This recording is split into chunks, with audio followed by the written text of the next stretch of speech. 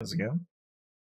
And so today we're gonna be, uh, yeah, as per frickin' usual anyway. Basically gonna be doing a wee bit of Lords Mobile, as per frickin' usual. Gonna be doing Colosseum. Gonna be going back to rank 1. I hit Boom Master here. See if we can get through him here. Any luck we can. Maybe. Yeah, I gotta see that replay. Why the hell did that fail? Okay, so Necro.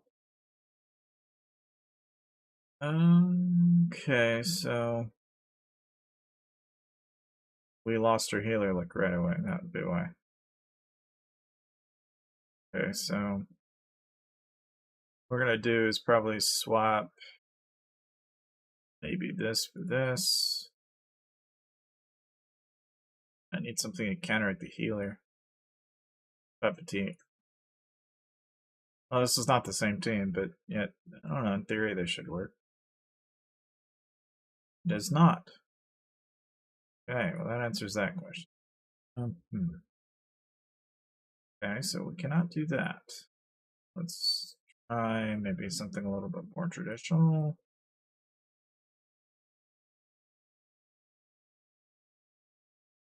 Maybe I don't know. Let's throw shit on one to some sticks. How about that? Let's see if that works. No, doesn't work. Okay. Let's try Dream Witch. I haven't seen Dream Witch in a while.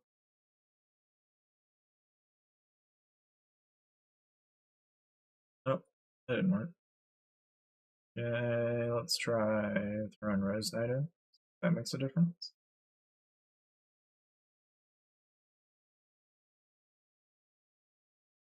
No can do. Okay.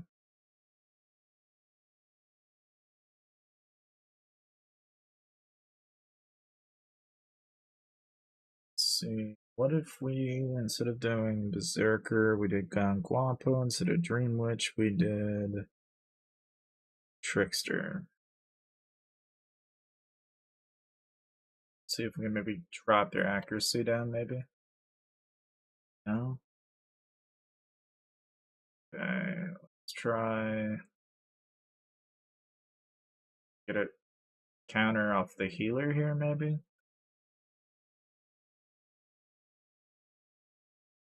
There we go.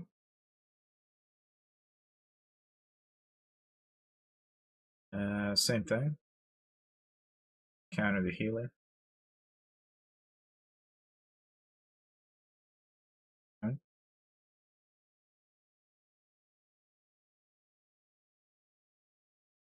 Same guild. Try to avoid that. This is going to be questionable, but I think it still works, probably. Yeah. Thing about Demon Slayer, once you throw him in the mix, he kills pretty much anything. This team, probably not. This probably works. Their team, not so much.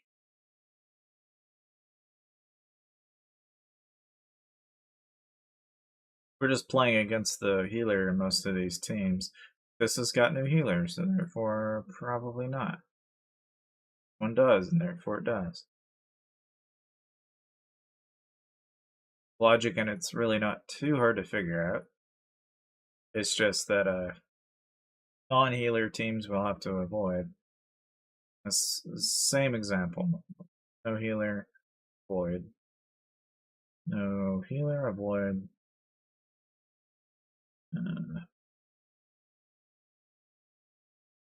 Most of the teams that I'm looking at here don't, except for this one. This one maybe works. Yeah. That's another good one. And now, let's see. Okay, this one probably.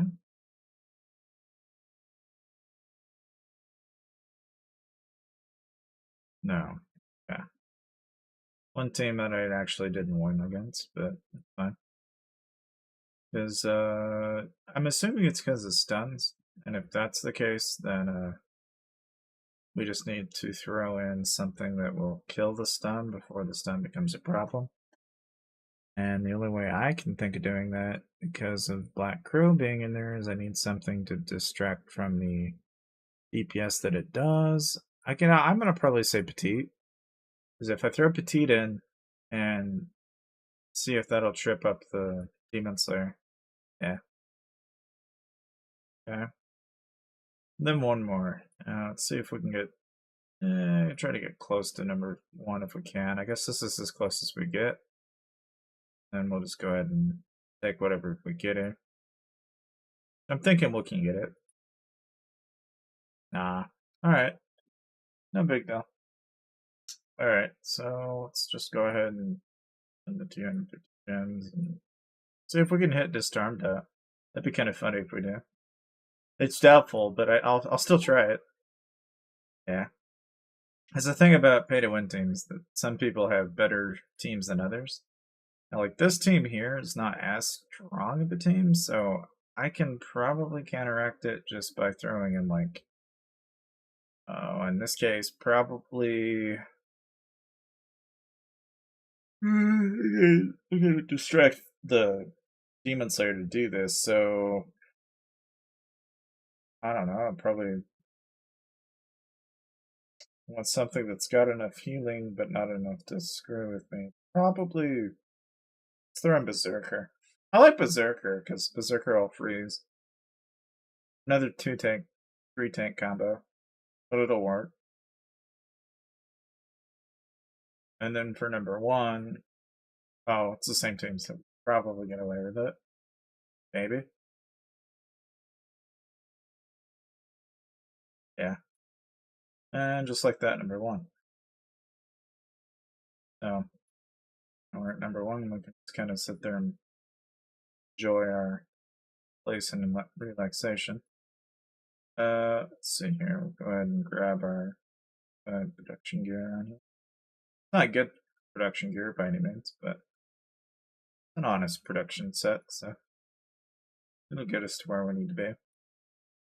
Okay, so aside from that, our war gear is all set and prepped and good to go. Let's look at the alt. See how the alt's doing. So the alt, as you can tell, is already at 1.5 million gems. I'm gonna start rolling token packs. So we'll eventually have enough tokens that come time for the actual rotation, which, for those of you who didn't know, right, the rotation, if you were going to Google this, it basically goes Voodoo Shaman and Chant Chests. The next one in rotation from that, at least for Tycoon in particular, is Frostwing, and your your bits and pieces out of that set. Your next set after that, I believe, is Bon Appetit, I think. And then after Bon Appetit, it's your your Listening Pearls and stuff like that. So Blackwing, Gargantua, that kind of thing. And if you're wanting like Bon Appetit, or if you're looking for the Hooper, Bunny Hop, Huey Hop, then you'll go down the rabbit hole of doing Halos. Now, personally, if I'm gonna get Halos, I'm gonna do it straight out of Tycoon. So I'm planning on burning somewhere around like 10,000 to 11,000. I might even go more than that. I don't know. I might actually go in excess of 10,000 tokens, because in order to actually max it, I've got to do almost a full set tokens on a cup, as you can tell. So I've already got 6. I'm almost on my way to a 7th. But in order to have a mythic cup, I've then got to do a whole round of 13 again. Now, that's not an easy feat. And from my experience, even with getting legendaries, you'll get typically anywhere between, like, probably for every, like, 200 to 300 tokens, you're going to get somewhere akin to, like, maybe 6 to 7 or so uncommons. and a vast majority of them are uncommons. So if let's say I got, even out of say 250 tokens, out of 250 tokens, let's say I only get maybe 10% of 200 tokens into uncommons, right? That means I'll have at least 20 uncommons, which converted over at 4 a pop means you're getting anywhere between 5 or so blues or 1 purple, right? Let's assume you convert 10%. And again, if you ever want to know the official drop rates, that's another thing you can do, is you can actually go out and just look up monster. Well, hell, you can go to IGG, but I like typically what I do is I just look up the drop rate. So I'll just look up drop rate for, say, a Bon Appetit chest, for example. And I'll look it up and do lordsmobile immediately after. They usually have these drop rates published on the, it looks like lordsmobile.igg.com/project/probability. They have to post these because legally I don't think they'd be able to get away with it without these drop rates publicly posted. The main thing of value here, though, is actually the chest drop rates, because this tells us approximately how many drop per chest versus what we would normally expect to get from Tycoon. So a glowing halo has a 3% drop rate inside a Bon Appetit chest, okay? So with only 3% conversion compared to like a 10% conversion is a pretty significant difference, which means for every 100 chests, I should be getting exactly 3% of a chance of a glowing halo at common, which that's obviously god-awful, but the quantity is 1 glowing halo. The funny thing is the drop rates that they post does not declare whether or not that's legendary, whether that's common or uncommon. It's just implied that you get at least a halo, which is kind of funny, right? Because drop rates in this game are kind of dictated by not necessarily by whether or not you get it, but whether or not you get a tier of it, legendary or at uncommon. So there, in some ways, I feel like it's a little misleading, right? Because for all we know, 3% is 3% of a chance to just get a halo at all versus getting a legendary versus getting an uncommon, a blue, a rare, or an epic. So in some ways, it's not very clear. Just one thing, if I can make a letter to IGG, could you please make that more clear and tell me what the percentage rate of a legendary versus an epic versus a rare or an uncommon or a common would be? That'd be a lot more, feasibly, statistically, it'd be easier to determine, right? But let's say for the sake of example here that I get 10% of my uncommons out of Tycoon for every 200 tokens. It means I'm expecting that approximately 20 of them are going to be uncommons. Well, based on the drop rate from a single 100 chest drop rate, I'm getting 3% of a chance, which is a pretty small chance for that matter. But let's say 100 chests per 3% of 100 chests, I'm going to get exactly 3% of that, which means, 3% is not a lot of, chests. That's like 3 commons for every 100 chests. And that's at best, right? If you get 3 commons for every 100 chests, then you're basically looking at a factored rate of like literally thousands, the tens of thousands of chests just to acquire a legendary. Realistically, that rate I think drops considerably all the time because it fluctuates, but I almost never see a legendary drop on Halos, at least with the Bon Appetit chests. So it's not inconclusive to determine that, and let's suppose I do, say a 10% conversion on 200 tokens, I get 20 or so out of this, or basically 1 purple. That means for every, say 1,000 tokens, 2, 4, 6, 8, 12. If basically I'm expecting a 5x per 1,000 tokens, or exactly 1 gold and a purple for every 1,000 tokens. And realistically, is it going to happen? Probably not, right? But that also means that if, let's suppose, if a person were to quantify it, and now let's say, for example, I do for every 1,000 tokens, I'm getting a gold, then by logic, you should be able to dump 10,000 tokens and get 10 legendaries by that logic. So it could be higher, could be lower, depending on the chest rate, but that's the thing about the Tycoon that I like, is that, okay, it's a guaranteed amount of quantity on the halos that you would get. Now, how do you get 1,000 tokens? Well, you already know that you get 500 tokens per $20. Means you get about, for every 500 tokens, $40, unless you're buying at $20 on a double coupon, right? Which means that for every 1,000 tokens or so, you're getting exactly one legendary. Which means that for every, say quantifiably $400, you're going to get exactly that, 10 legendaries.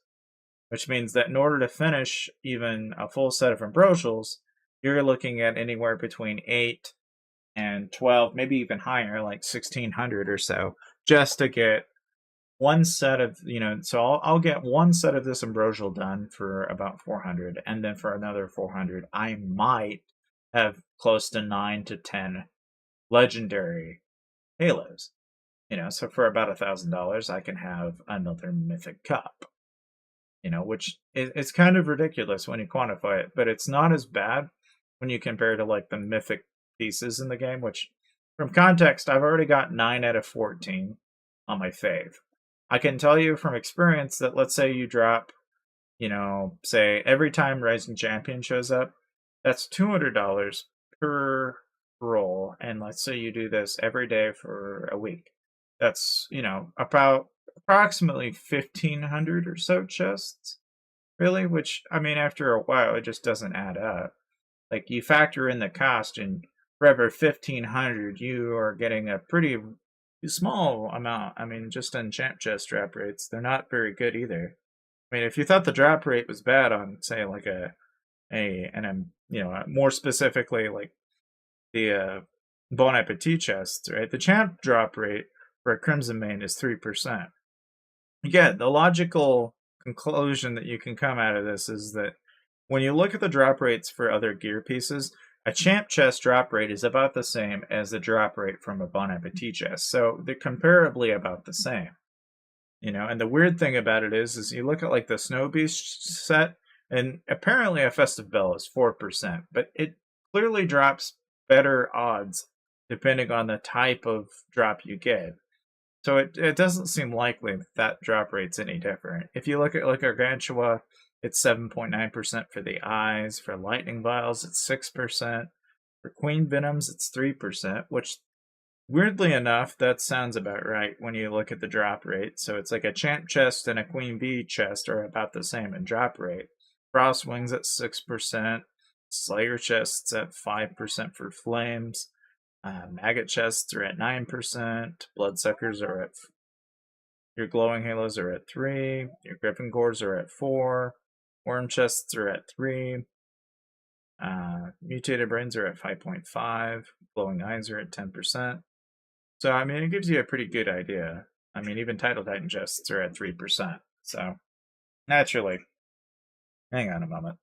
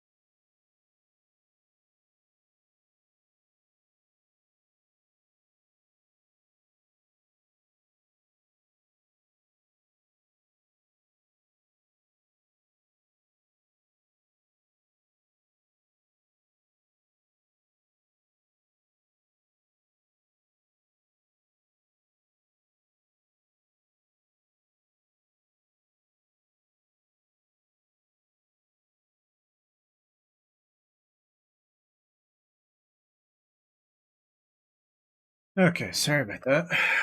Had a little episode there, but anyways. So yeah. I don't know. I can go on, but not really any reason to. Uh why? Again, why? What? I have no idea why. Why? I received these items, but I'm missing context. Why did I receive the items? I don't know why. And okay. Um, I'm more confused now than I should be. Anyways, that's okay. I could go at length, but what's the use, right? Yeah. I think overall, though, right? If anything, I got my Mets to 12. You know, somebody suggested that I should probably do the chess piece 12 as well, which I don't know if it's doable or not. I have 9 at the moment, but that's like 9%. And then if you're looking at the stats, it's 20%, and then, a little over 10% for infantry, which, I mean, sure, I could do it, but I don't know if it's worth it or not. Especially when Astrolite's so goddamn expensive. I know, because I did 8. Got to this 8, and then I was like, yep, no. 147, it's like, oh shit, yeah, this is crazy. And this is just the strides, and I don't even think the strides are really that bad compared to like a full 12, but yeah, it's not cheap. Now, for those of you wondering, okay, well, what about you're doing like a Champ Blade, right? Okay, even if I do a Champ Blade, I need 8 for a mythic version of that. I need another 8 for a legendary version of that. And then another 8, 8, 8, 8. So it's like, oh shit, okay. Not gonna happen, right? Look at the helmet, same problem. Except this is 7, but still the same problem. I need another 7 legendary mains to get a mythic champ helm. So even if I were to go through with that, I'm already that far into the faith that I just don't know if that's really worth it. Sure, if I get to 14 of these, then I might think about it, right? Because if you think about it, that just means you're 4 more mains away from another mythic tiered version of a blade or helmet, for 4 more mains. But at the same time, right? It's like I don't know. It's I struggle with that because it's like I might as well commit, finish the faith, and get it all the way to mythic. It's just 21% as opposed to like a whole whopping 50, which you would have gotten if you had just added 4 more mains into your helmet, which, I don't know. I mean, I've debated that. You might notice I have a gold skull crusher, but the thing about the crusher is I'd need 9 brains at legendary to do that. So that's why that's sitting on the sidelines. Now you might even think, well, why not just swap to it now? Because that's 20% and 15. You'd be dropping 8% into 2 other stats, but 15 into 1 stat.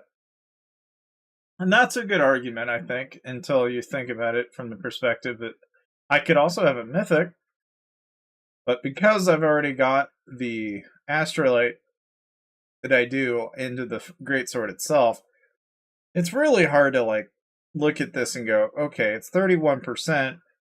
Why would I want to do that? It's like there's just not enough on the table for me to use that crusher yet.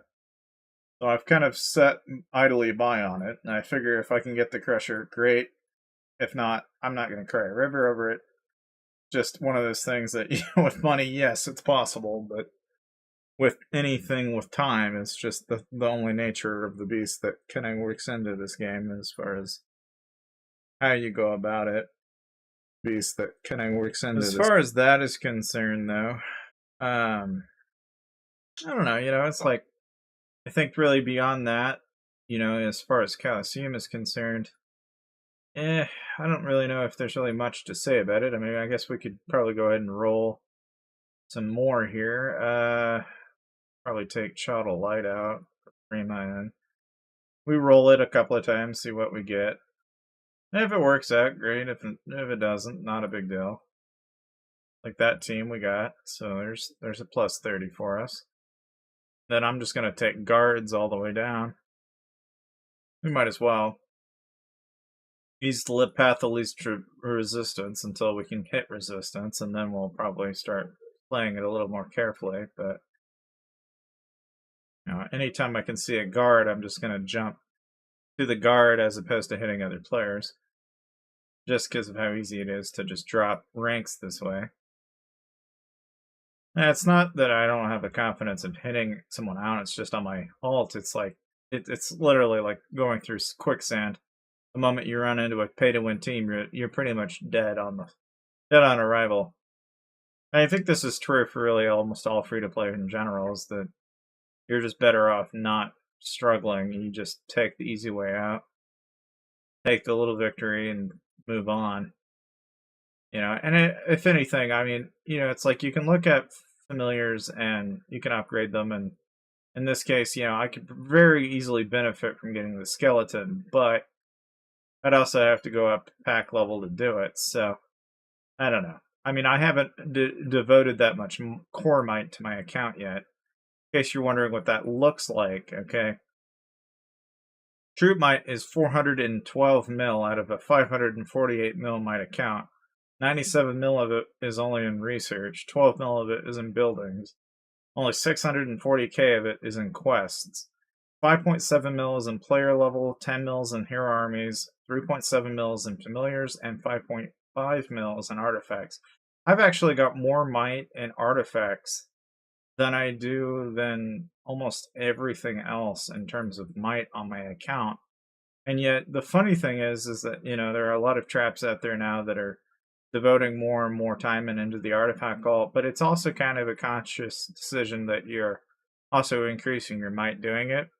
So you're starting to see a lot more traps that are friendly enough to go, into the 700-800 mil range because they know people will rally them and they'll get hit. And, it's like, okay, not a big deal. But consciously speaking, I just feel like you really kind of have to pick your battles and you got to be careful, because otherwise you get too far into it and you wind up having way too much might.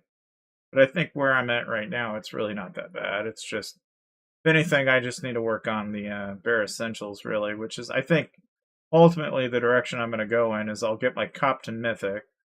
If I get the faith to, at least legendary, I'll be fine. I mean, I've debated it many times in my head that, I could just go ahead and take that bumble out, put in the helm in instead. And then if I happen to get my Skull Crusher to Mythic, then that's a win-win. Because I'll have Mythic Crusher with, close to a legendary helm with a purple faith. The only trouble is I hate the fact that the faith is purple. I'd almost rather have it legendary. And I've had people that go, oh, well, you could just put anything else in that slot. Like you could put another cup in that slot. You could, but you've also got to spend that much more to get into the damn slot in the first place. So that's why I was kind of looking at like maybe throwing in another Blight Ring as an alternative. If I was able to get a legendary or even a mythic ring in there, I might even do that because that might be at least sustainable until I can get another cup in there.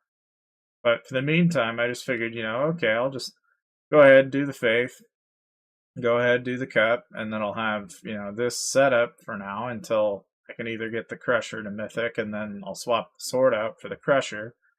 But the helmet was a big question mark. It's like, in some ways, the Bumble Helm is giving you cabin range DPS, but you could just as easily settle on, like, say, for the Beast Helm, for example, and not do much worse, because you're doing Inf and Cav here. And for the same reason that I've kind of dwindled into going in towards, like, other sets, it's that much more DPS that I could tack on.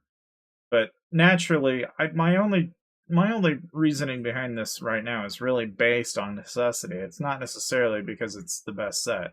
When you see like somebody walking around with a Frostwing sword and having somewhat subpar shit, it's because you can't afford this shit right from the get-go. That's why most people don't go balls to the wall in the best gear in the game. But even let's say you do, it's not like it's going to make that massive of a difference either. Okay, let's say you do have a full set. I still think you need to have, if anything, you need to have really decent FAMs in here. You need to have the 600% bonus boosts. And it's just like you just tack on more and more shit. And pretty soon you start to realize you're really going to be basically up to par with some of the best accounts in the game to be able to trap. It's just the only difference between you and that guy is really just the capital. It's like I look at someone like this, right? And you're looking at that, and it's like, okay, this guy's clearly got a shit ton of stats. There's not a lot you can bargain with here, but yet you can still cap them. You can still rally, soak, and all that shit. It's just when you hit mixed rallies, you're gonna have a hard ass time. And my goal with this really is to try and get into that 600 to 700 bracket just enough that I can start capping mixed rallies. And that's it. I don't plan to go any further than that. And if you do, I feel like it's a mistake. It's like, what benefit do I have in having, like, say, if I were to have a Mythic Crusher, a Mythic Helm, and a full set of freaking legendary, or even mythic versions of the Faith? I just don't see any reasoning. It's like at that point, you might as well be Rally Lead. It's just overkill. Especially when you're trying to trap somebody. You're still going to get the mill and a half loss, even if you're in some of the best gear in the game. Now, I mean, it is with, some saying that, you can look at the familiar slots and shit like that, and you can adjust, micro adjust. You could keep finagling the fuck out of it if you want to. It's just, I don't see any reason to. But given the Colosseum ranking that we're at now, we're at 500, number 1 on the main. I think we've made pretty good progress for the day. Now, if you're wondering, how do you pick teams and shit like that, you probably didn't gain a whole lot from the stream, but here's what I can tell you, right? First things first is to check your constellation, see what exactly is giving you bonuses. Right now it's Necromancer Elf, giving you a 100% base attack and magic attack bonus. Effectively, that means that if you're going to pick a team, what's the best team? Well, it's effectively a magic team that's using elves, and so that limits you to really only a select number of heroes, and there's not very many in the game that are really going to fit that description, So like, if, for example, okay, if I'm using Demon Slayer, Snow Queen, and Black Crow, I mean, that's good. You're going to get a 100% increase to attack. It's going to do some DPS damage. All ends well. It's like, okay, whoop-de-doo. But now let's say if I show you my main account, for example, and let's say you just do even a slight variation on this. Hell, it didn't even take long. Somebody's already kicked me down twice. Okay, and that's partly because I don't even have any I don't have any of the starred familiars in here. But let's say I put in Demon Slayer, I put in Black Crow, then I pop in a healer like Lore Reaver, and then maybe I throw in, I don't know, say Berserker. I say I go with this team. And I could go ahead and do the same damn thing I was doing before. Whether this actually sticks or not, I don't have a clue, but we'll give it a go, it doesn't stick. Shit. Okay, let's try and kick him out then. And we may fail. If we fail, we fail, but god damn it, we're gonna try. Okay, so like that. And then, I don't know, for shits and gigs, I'll probably take out Crow and go for that for now. And I could always go poke around and keep pushing. The one thing about ranks, especially with Colosseum in particular, you want to be the closest one to the last 5 minutes of, or even in the last 10 to 20 seconds of it, because that's how people basically chime in their fucking rewards every time the gems pop. Because you're not going to get any, gems unless that clock goes to 0. So you've always got to be fighting to stay at the top. Now, even though I burned 250 gems to stay in the top 6, I'm still getting 350 gems. So the way I see it is, okay, I'll pop a 250 once in a blue moon. I'll make the difference on it at 150 a pop, and it ends up netting me 150, even though it took me 250 to get there. But if I can avoid that, and say I pop the 10 that I get with my familiar, then I can basically sit here in the ranks between 1 through 100 and just milk it dry for all the gems that I can have, because I'm in a dead kingdom.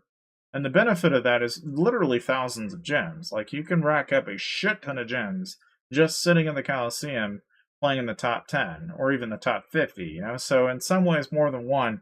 If you're really wanting suggestions on getting gems in this game, that's really the way to game the hell out of it, because that's the way to do it. Hey, what's up, Ash? Even then, you know, it's like, I feel like, and I might be stretching myself here a little bit, but like you can kind of tell like how certain teams are a lot better than others. Like, if, for example, if you look at Disarmed, I can tell you every goddamn team I've ever come across in this game that has Grove Guardian and Witch Doll and Lore Weaver is a guaranteed pain in the ass. I don't care who or what. You know, if you find Boommeister, Boommeister is a huge freaking plus. If you can get Boommeister, you're going to be rocking and rolling Colosseum all day long. That guy is a stupid fucking bonus to all the players that play this game, because I keep coming across Boommeister teams like it's no other. It is maybe the most common goddamn hero now in the Colosseum that I've ever seen in the top 50. You'll see it so goddamn often. And a large part of that, I think, is in part because when you look at his skill set, he's doing physical long range DPS. He's got, you know, freaking goddamn DPS. You know, this is DMG in particular. It's not even physical base damage, just DMG. He increases Pierce, which, if you don't know what that ability does, you just click down here, click on Pierce, and it reduces enemy defense. So if you didn't know what Pierce did, that effectively makes it, for every hero in the game, it drops their defense rating. And anything that drops defense rating is going to make it susceptible to physical-based damage. Okay, so you have attack and then you have magic attack. What I'm saying is, by logic, if it's attack, it's therefore physical attack, therefore it does more damage. The funny thing about it is, though, when you look at this stat, it doesn't mean shit. The funny thing about it is when I mention physical attack, they'll mention magic attack, but yet when they go into here, you'll notice there's DMG, then there's physical DMG, and it's like, what the fuck are they talking about? Well, attack is a flat rate damage of regardless of what, you know, type of DPS it is. It's a little fucking misleading in some ways, more than one. Like, when you look at the actual hero, you're looking at the attack stat, assuming that that means physical damage, when really it's actually the attack stat of the hero, all inclusive, you know. And you'll find that out because whenever you click on the actual attack stat, it tells you this is the increased amount of physical damage a hero can deal. Enemy's defense reduces physical DMG. So when they're referring to attack, what they're really saying is physical attack. They just, rather than say physical attack for the stat, they just say attack. But yet when they do magic attack, oh no, it's M attack now. It's like, okay. Like, I don't, what the fuck? You know, no, it's a tiny thing, but yet I don't know. Some people like me, I read that and I go, well, where's physical DMG? It's like, no, it's just attack. It's just, the main thing with this guy, though, is crit and Pierce. You know, it's the big thing with any of these teams that I've seen with Boommeister in particular. That's the big selling point for this particular hero. Aside from the battle skills that are passive, okay, which at 10%, you know, that's a huge selling point for a lot of people that play in Dragon Arena. Now, I could go at length about how our Dragon Arena went, and to be honest with you, I actually wouldn't mind showing you. So let me just go ahead and do that. Let me pull up some of the clips here. I can show you how that Dragon Arena of ours actually went down. And it was okay. We didn't, like, how do you say, we were alright, but I'm not gonna, like, sugarcoat it, you know? It's not like it was fucking all shit game and rainbows, you know? But at the same time, we also got that rally I can show you. And that was one of the things I was wanting to get at here at 8 o'clock, was kind of the rally and how that all went down. Because I know some people are kind of wondering how that went. So we'll go ahead and transfer it off here to my computer here, and then I'll show you what I'm talking about. But fundamentally, right, the main thing that kind of happened was, so I basically got myself in a situation where my main and my alt and everything, they were, you know, they were doing all right. We were basically passing rallies back and forth on this guy that had about 70 million or so troops, which effectively means that, you know, whenever you're going against somebody with 70 plus mil, the likelihood of the guy shielding is pretty goddamn high. But yet, the amount of rallies that we actually got into that guy was fucking nuts. Like, I actually was pretty surprised at how well that actually went. So I'm going to go ahead and just kind of show you how that went down. Go ahead and open these both up here. I open more than... No, apparently not. Of fucking course. You know, because that's too much of an ask. Alright then. Let me just see here. Okay, so that's all of that, and then... Alright, so... Alright, let me go ahead and I'll show you how these went down here. So... Basically, I went ahead and basically... just a minute. God damn it. I'm like trying to maneuver shit here. Okay. So... no. Why is that all fucked up? God damn it. Not what I wanted. Okay. Oh, this is what I wanted. Okay, gotcha. Okay, I just picked on the... I picked on the wrong one. My bad. Okay, so... Basically, right, Dragon Arena kind of went down like this, right? And it was okay. I mean, it wasn't, like, god-awful by any stretch of the imagination, but as you might imagine, one of the things that kind of jumps out at me as far as Dragon Arena is concerned is when you're dealing with any Dragon Arena, if you want to get the most amount of points, you take the teleporters in the beginning, and then you basically take the citadels. But one thing that these guys did differently that I thought was kind of interesting is they basically took all the teleporters that they could. Then they took the dragon remains and held the ancient remains as long as they possibly could. And by doing that, they basically had the highest DPS, and then they were just able to flak any goddamn citadel they wanted to by owning the ancient remains. So in some ways, more than one. When you're doing Dragon Arena, okay, and you look at this, basically take your teleporters that you need, and then flak all of the ancient remains, and then once you own all the remains, then do all the citadels as soon as possible. Because by doing that, you get a stupid amount of army attack from those ancient remains that makes you almost impossible to get out once you get into those citadels, because then they got to get you out of each and every one of those remains one at a time. So if you can hold at least a majority of the remains and hold on to them and keep them, you'll sustainably win the Dragon Arena. Because otherwise, you're going to have an uphill battle having to try and knock people out of the remains that they're already in, and then trying to also simultaneously hold the citadels that are going to give you the points you need to win the game. So in more than one way, that's kind of how Dragon Arena went for us, so it wasn't really all that quick of a fun, it didn't go all that well, right? Now, for Guildfest, I mean, this is basically the rewards that I got, which it was okay, it wasn't bad, but as you might imagine, I don't really care too much about Guildfest rewards in any serious amount. Now, the guy that we rallied, this is a different story. High-tier troops. Okay, this guy was 2.5 billion might, and he was sitting in war gear like this.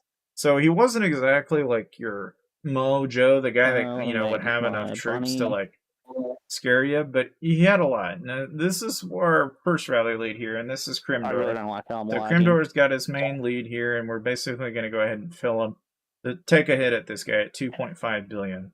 Now, generally speaking, whenever you're going to send a rally, you're just going to basically pop mixed, and that's, in our case, it's like a range foul with basically mixed composition all the way through, both T5, T4s.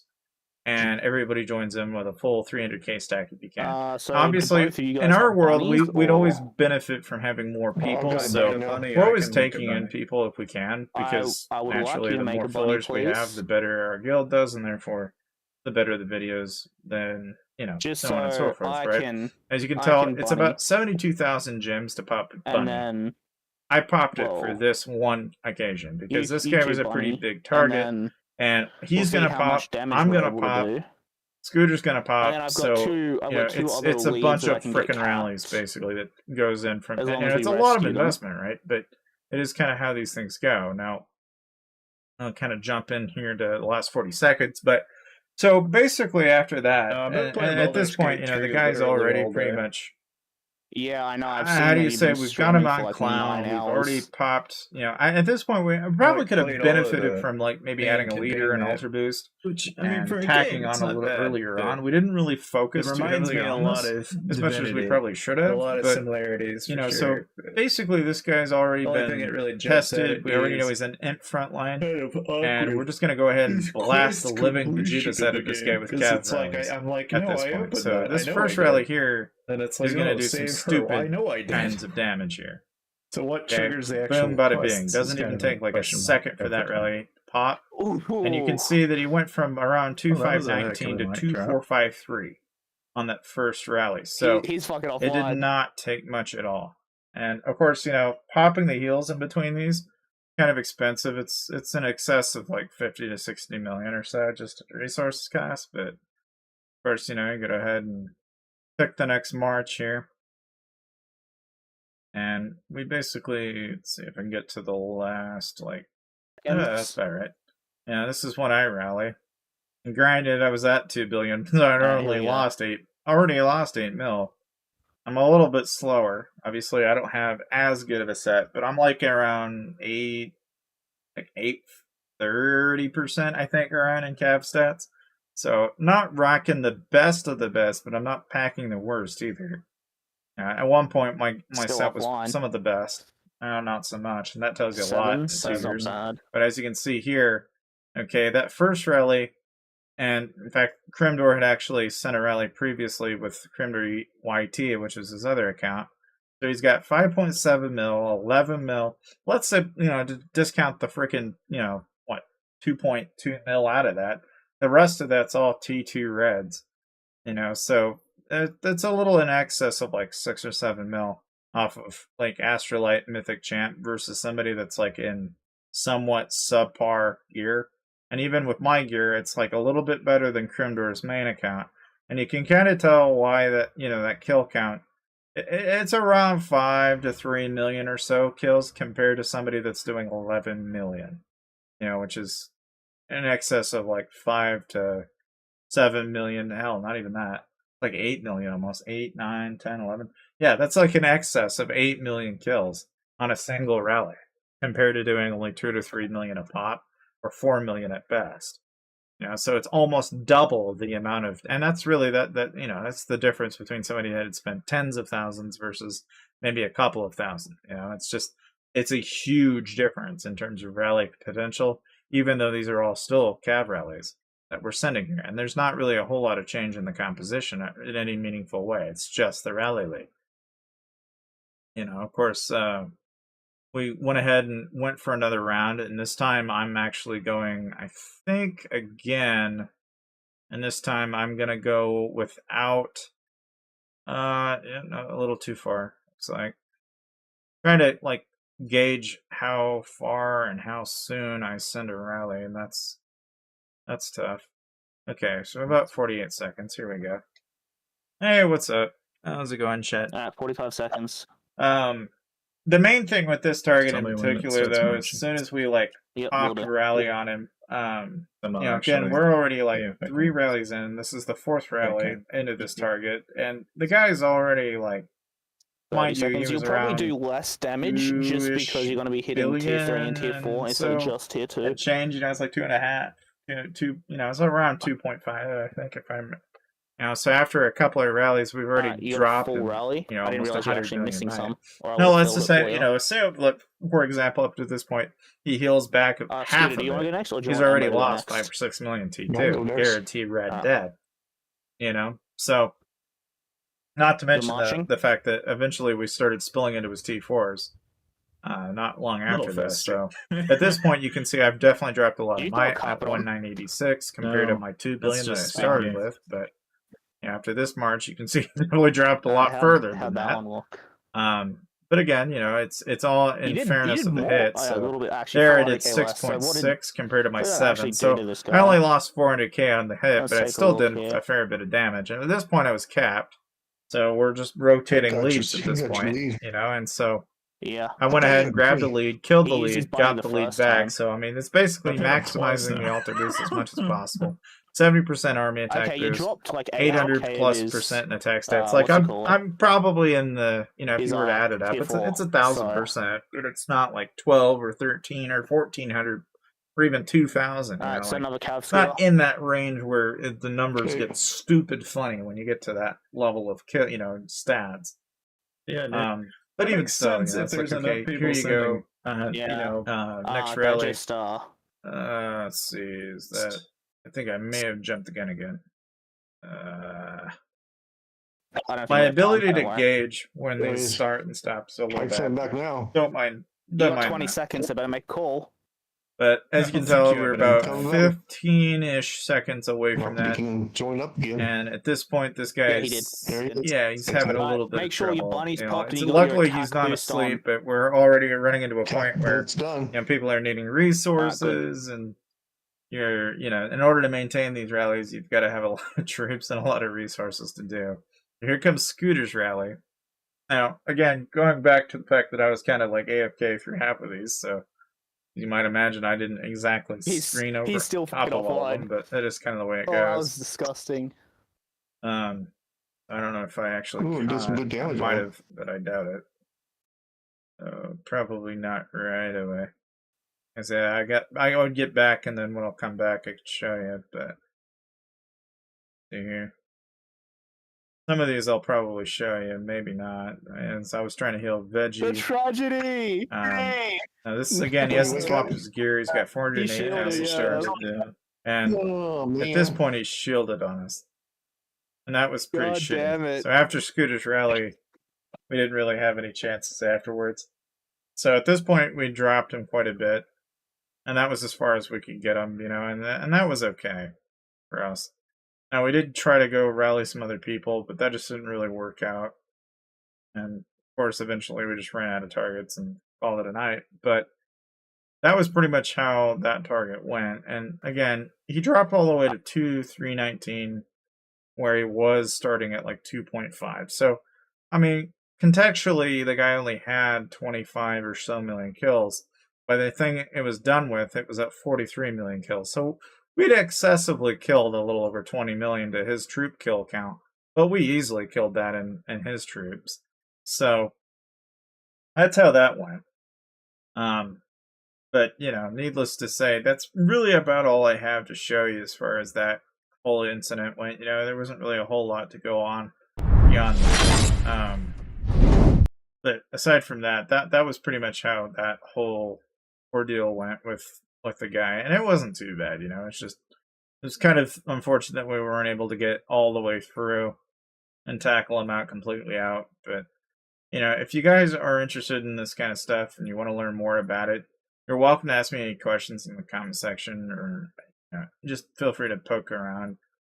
Because like I said, that's the kind of stuff we do, and that's just how we play. It's just naturally, it just takes a lot out of you whenever you get a target like that. That's you know, you get big enough targets like that are 70 mil, and you can drop a shitload of kills on them. It's really debilitating when you get that far into it, and then the guy shields on you. But luckily, I mean, at least I get my lead back, so I guess it kind of works out in the end. But I don't know. It's just kind of shitty, but it happens. I'll go ahead and upgrade this, I guess. Aside from that, though, as you can tell, my main's not doing terrible, but it's not in any bad place either. It's got a fair enough resources amount on it that it's not doing too bad. I mean, my main's just kind of that, my main. I'm still doing okay on troops and stuff. I've got 3.6 to 3.7. You can tell my calves took a serious beating though. Like it actually got fucking obliterated. Where I had like 3.5 mil after all those rallies, I lost a little over 600k. What pay to play hero would you slow roll first? Probably Lore Weaver. And I don't think a lot of people would disagree with me on this. Like, Lore Weaver is hands down one of the best heroes in the game. And it's only because, really, it's a better solution to Prima Donna than any other hero. And she's also an army hero, so there's more than one reason why you would want to have this hero. Now, if I was to slow roll any other hero outside of that, it's Chronicler. And the reason why is because I want the debuffs. A big reason why I like the debuff heroes is because that 15% debuff is a pretty big deal, especially if you have it, compared to the people that don't have it. Like a debuff hero is a really nice thing to have, but besides that, as far as other heroes that have got a worthy mention in my book, Grove Guardian's one that I really like, in part because of the Colosseum, but only because of the Colosseum. The only people that'll ever pick up Grove Guardian are going to be range mains or anybody that's wanting to go strictly range.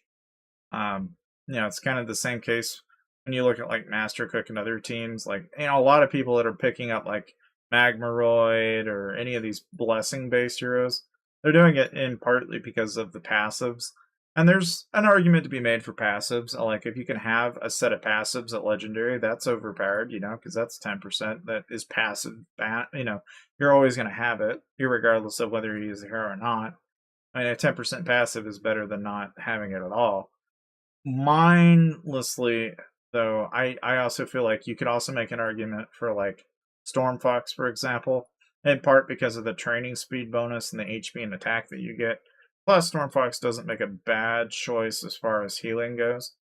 For magic attack bonuses, increasing force, but mainly this. Like, I really, really like the fact that Stormfox can deduct healing. That's a really nice ability to have. It's a good counter in some Colosseum teams. But even then, I mean, aside from like Stormfox, Watcher, Loreweaver, out of the ones I've mentioned so far, Loreweaver is a priority, but I would say Stormfox is a close second in terms of pay-to-wins that I would pick. But if you're going to have a choice of priority, it's just dependent on where you are in the game. I, for one, would say you're probably going to go Loreweaver, then Stormfox, then Chronicler, in that order. Unless, for some reason, you don't need training speed, then you might go to Chronicler. But I, for one, would still think you'd probably go after, a Stormfox, for example, because the one thing that a lot of these heroes have in common is the fact that, okay, let's say you do get, somebody like Stormfox. Okay, that's a cav hero. You get Loreweaver, that's a cav hero.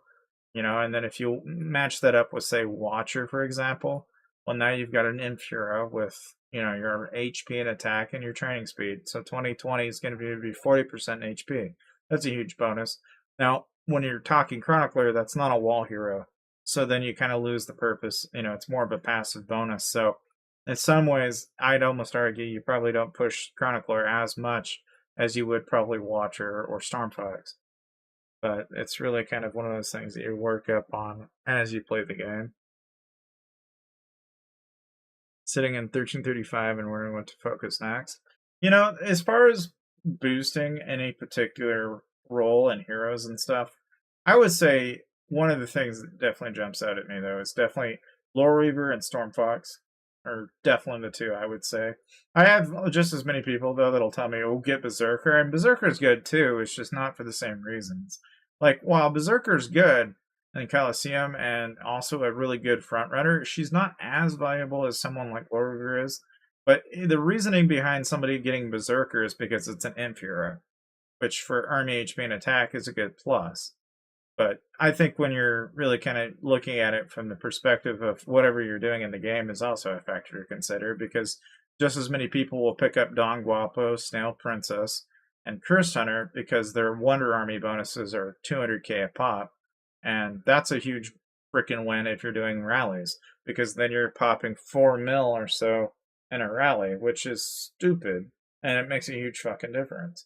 The guy that's sending 4 mil compared to the guy that's sending the base is just not going to compete. But I'm saying 4 mil, but that's really like the maximum. But either way, like that's where that number comes from. It's like having it versus not having it is a pretty big deal. But, usually the same people that pick these up are also wearing full mythic champs. So it's like kind of yes and no. Like, depending on what it is you're doing. And so it's really, really dependent in some ways more than one. But like, you might notice I have Dream Witch completely maxed out. And, the benefit of Dream Witch is very similar to, say, like, the benefit you would get with Stormfox. The only difference is Dream Witch, as far as a slow roll goes, the only way you play Dream Witch is slow rolling. You don't buy her in $20 packs or higher, because you will not want to afford it, because Dream Witch is a painfully slow hero to upgrade. It took me almost 2 years slow rolling this hero every time it came around. It took me a long ass time to get Dream Witch onto my main account. Now, I will say that now that I have it, I'm glad I do, because the benefit of Dream Witch is that I've got another 20% into training speed and then 25 into HP and attack that I can float around. And I've got, basically a range hero, a cav hero, another cav hero, and then an imp hero I can play around with. It's a huge plus. The main thing is being very weary of that type, though, because that type is a pretty big deal, because if you say go all cav, well, now you've effectively you lose squad attack bonuses that you could have used elsewhere, and that you'd ever want to not have at least one of every type. So on a wall, for example, I've got a cav bonus on top of that. For what reason, you might be wondering why, but it's because I'm getting 50% as opposed to the typical 25. And if I'm going to go mixed rallies and shit like that, then yeah, sure, I'll pop in I'll throw in Dream Witch just because. I've also got, 50 and 30 here that I can get just into range. It just depends on what I'm doing at the time. So if I'm getting hit and I know I'm getting hit, I might not know what I'm getting hit with. And so just to avoid the conflict, I might, use a pair of, say, range and a pair of calves, and then have my weakest link infantry. Or I could just as easily take that out and say, work on my infantry. So I would probably end up being in a bit of a bind here, actually, now that I think about it, because I don't actually have another hero in the imp slot that does HP and attack, do I? I don't think I do. At least not with harming HP in particular. There's actually probably, well, yeah, it would be Watcher that I need to do that. That's the one that I don't have that I need in that combination. So I'd have to work on Watcher in order to make that work, but this is really the only notable combination that I could go with. But you can kind of see why, because you look at it, it's 125% army HP and 100% army attack.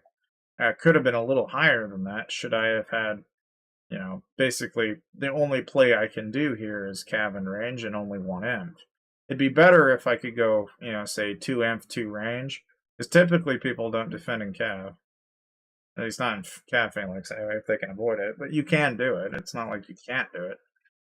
But it's just one of those little things.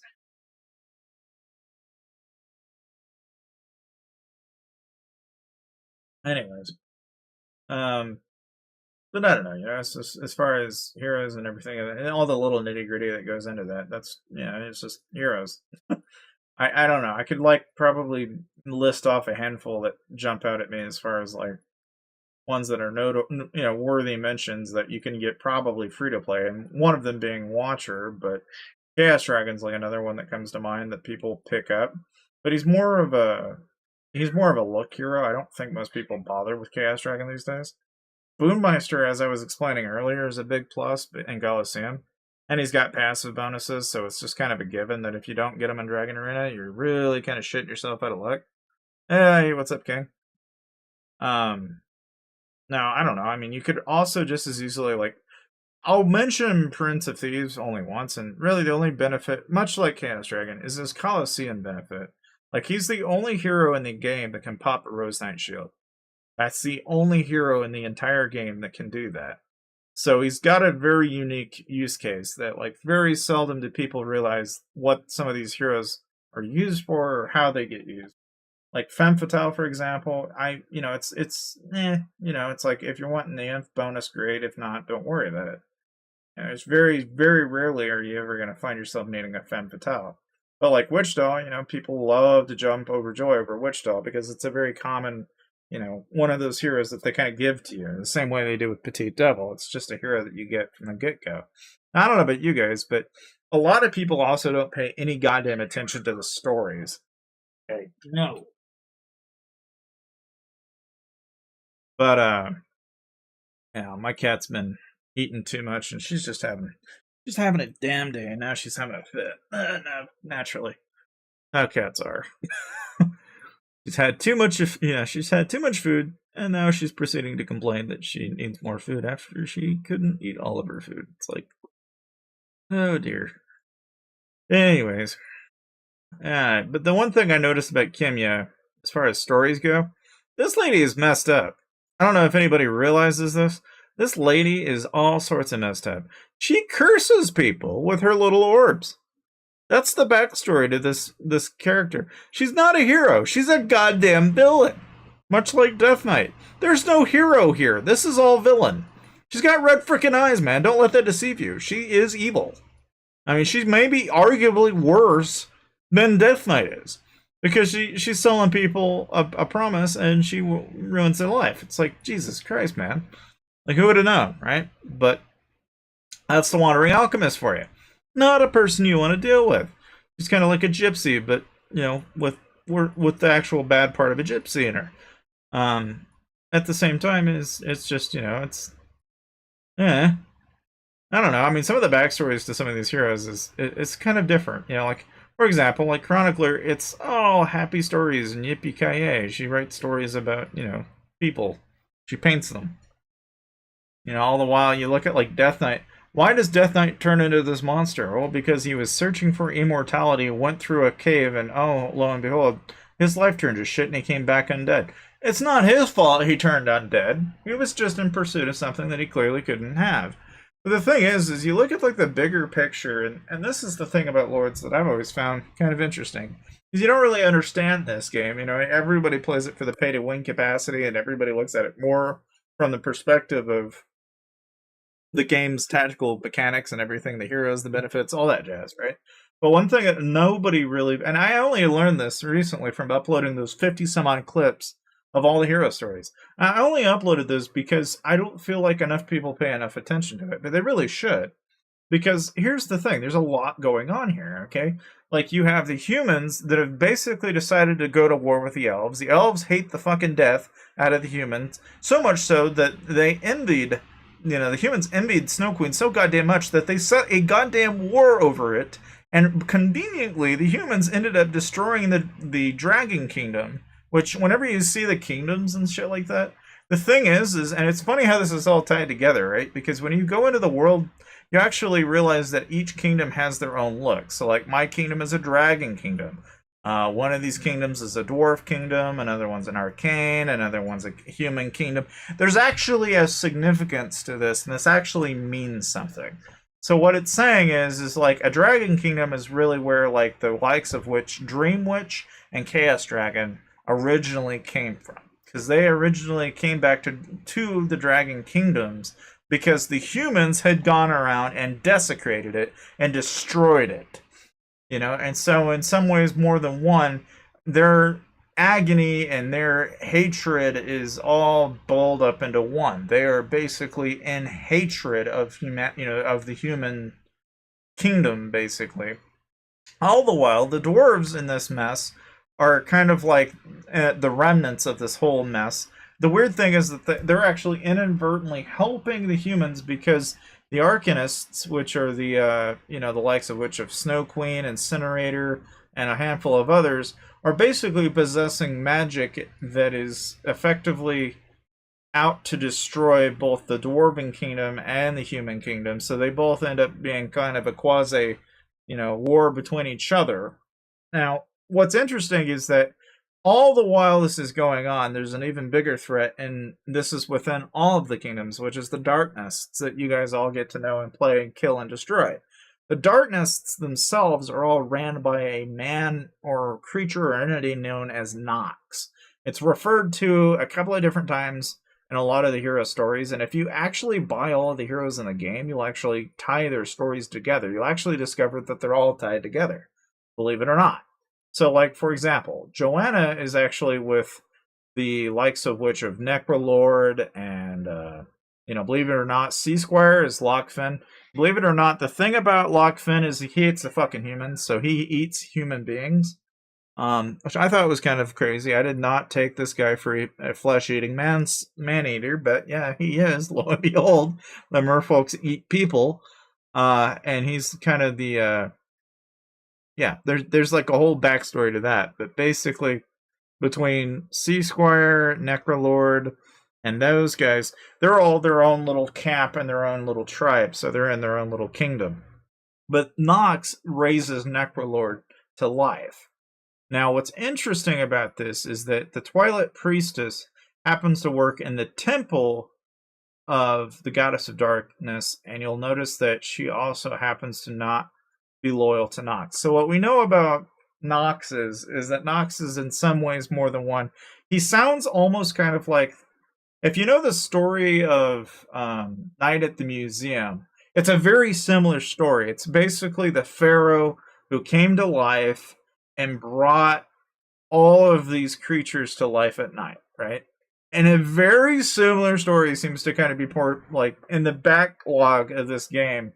There's actually a very similar conversation being had because Nox had apparently brought all of his followers to life and they caused all sorts of mayhem. Like Grimwolf, for example, is actually a human being that got mixed around with the Goddess of Darkness and he was turned into a lichen. So Nox is kind of like this guy that he poisons the world everywhere he goes, but it's also kind of inadvertent. Like, he didn't intentionally try to cause any of this. Like Necrolord, he was trying to do them good by bringing him to life. Lycans, they were trying to go about, and he brought, he tried to give them what they were wanting. And in some ways, more than one, he almost comes off sounding like a hag. Like somebody that wishes you what you asked for, but you get a curse in return, and in much the same way that like Shane is created, we're looking at Death Knight and Shane and going, Shane is the bad guy, but no, it's what actually cursed him that's the bad guy here. It's just on the surface of it, you don't really look at the game to that level of detail, it's like, kind of like Shade, for example, is an assassin. He looks just like he's ripped off of the Ninja Turtles, which is really, honest to God, every time I look at it, I'm just like, yeah, that's Ninja Turtles. I know it. I can say otherwise, but that's what I think every goddamn time I see him. He looks just like him. But anyway, the main thing with him is, he works for the humans. So there's, kind of a pattern that, what's interesting about like Death Archer's kind of within the woodlands. And the woodlands and the kingdoms of the humans and shit like that, they're not friends. Like, humans are just at war with fucking everybody, from what I've gathered out of this. Like, the whole frickin' story is basically humanity is this horrible fucking thing that has been placed on the earth. They kill and destroy everything they touch. And, Child of the Light is trying to defend his homeland from them. Dark Follower, believe it or not, when you think of the Sanctuary, he's the guy that got out of Sanctuary and is, like, completely cursed. So whenever you look at, like, the backstory to, like, Oracle and stuff, Oracle sounds like this really great and wonderful thing that she brings people back to life, but what she doesn't, fail to mention the fact is that you live forever damned. It's like, okay, that's a little dark, because you look at, like, some of the stories of some of these heroes, man, and it's like, holy shit, this is a lot darker than you'd think, right? Because you look at, like, Demon Slayer, for example, and he falls in love with a hero or person, and it's an elf named Militina, who was killed. And, of course, you don't know who his foes are, but presumably, that his foes are probably humans. Now, we don't know who Militina looks like, and I'm kind of wondering, if they'll ever actually add some of the missing characters in the story, because there are a handful, like Nox, for example, we don't actually have a hero for. The same thing could be said for, like, Militina.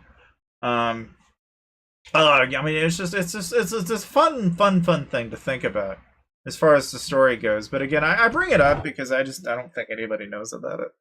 It's like, who the hell would, right? It could be a dumb thing to talk about maybe with you guys, but I can't help but mention it because it just seems like something that isn't talked about. And while I did like a bunch of 50-second clips, I don't know if it did really any justice. In the 16-minute video I did, it was just kind of a rant, really, more than anything. But I feel like in some ways I could probably try to cohesively try to explain it, but basically you just have a dragon kingdom, a dwarven kingdom, a human kingdom, a woodlands, and then an oceanic land territory, and that whole fucking mess. And then you got darknests in all of them, and they're the real fucking bad guys. And all the while all this is going on, you got the Arcanists, who are then bringing magic into the world, and then you got different freaking realms that are coming into that world. So then you got, like the likes of which with, like Magmaroid is one of the creatures from the realm. Big Guy is a giant that comes from another giant realm, which kind of sounds like we might even have heroes from, the top of the top. which is kind of an interesting thing in and of itself. It's just. But anyway, so then you've got Elementalist, which is Rasmus, right? And Rasmus is your he actually comes out of the sky with Magma Raid, and believe it or not, when Magma Raid goes through the portal, they go through a circus, and conveniently, when he goes through said circus, you find out that Witch Doll is made because of the fact that she was at the circus, and a war came, and all of a sudden she had to abandon the circus, and everything went to shit. And Anderson just happened to help her out. It's like, all of a sudden it all clicks, right? Because basically the Arcanists incited magic into the world, which then caused a whole freaking, like a whole freaking mess of problems that come from that. And so in some ways, more than one, it's like, the humans in general in this story they're just terrible people, right? Because even like the Vengeful Centaur, believe it or not, he's actually a twisted, undead mockery of a centaur.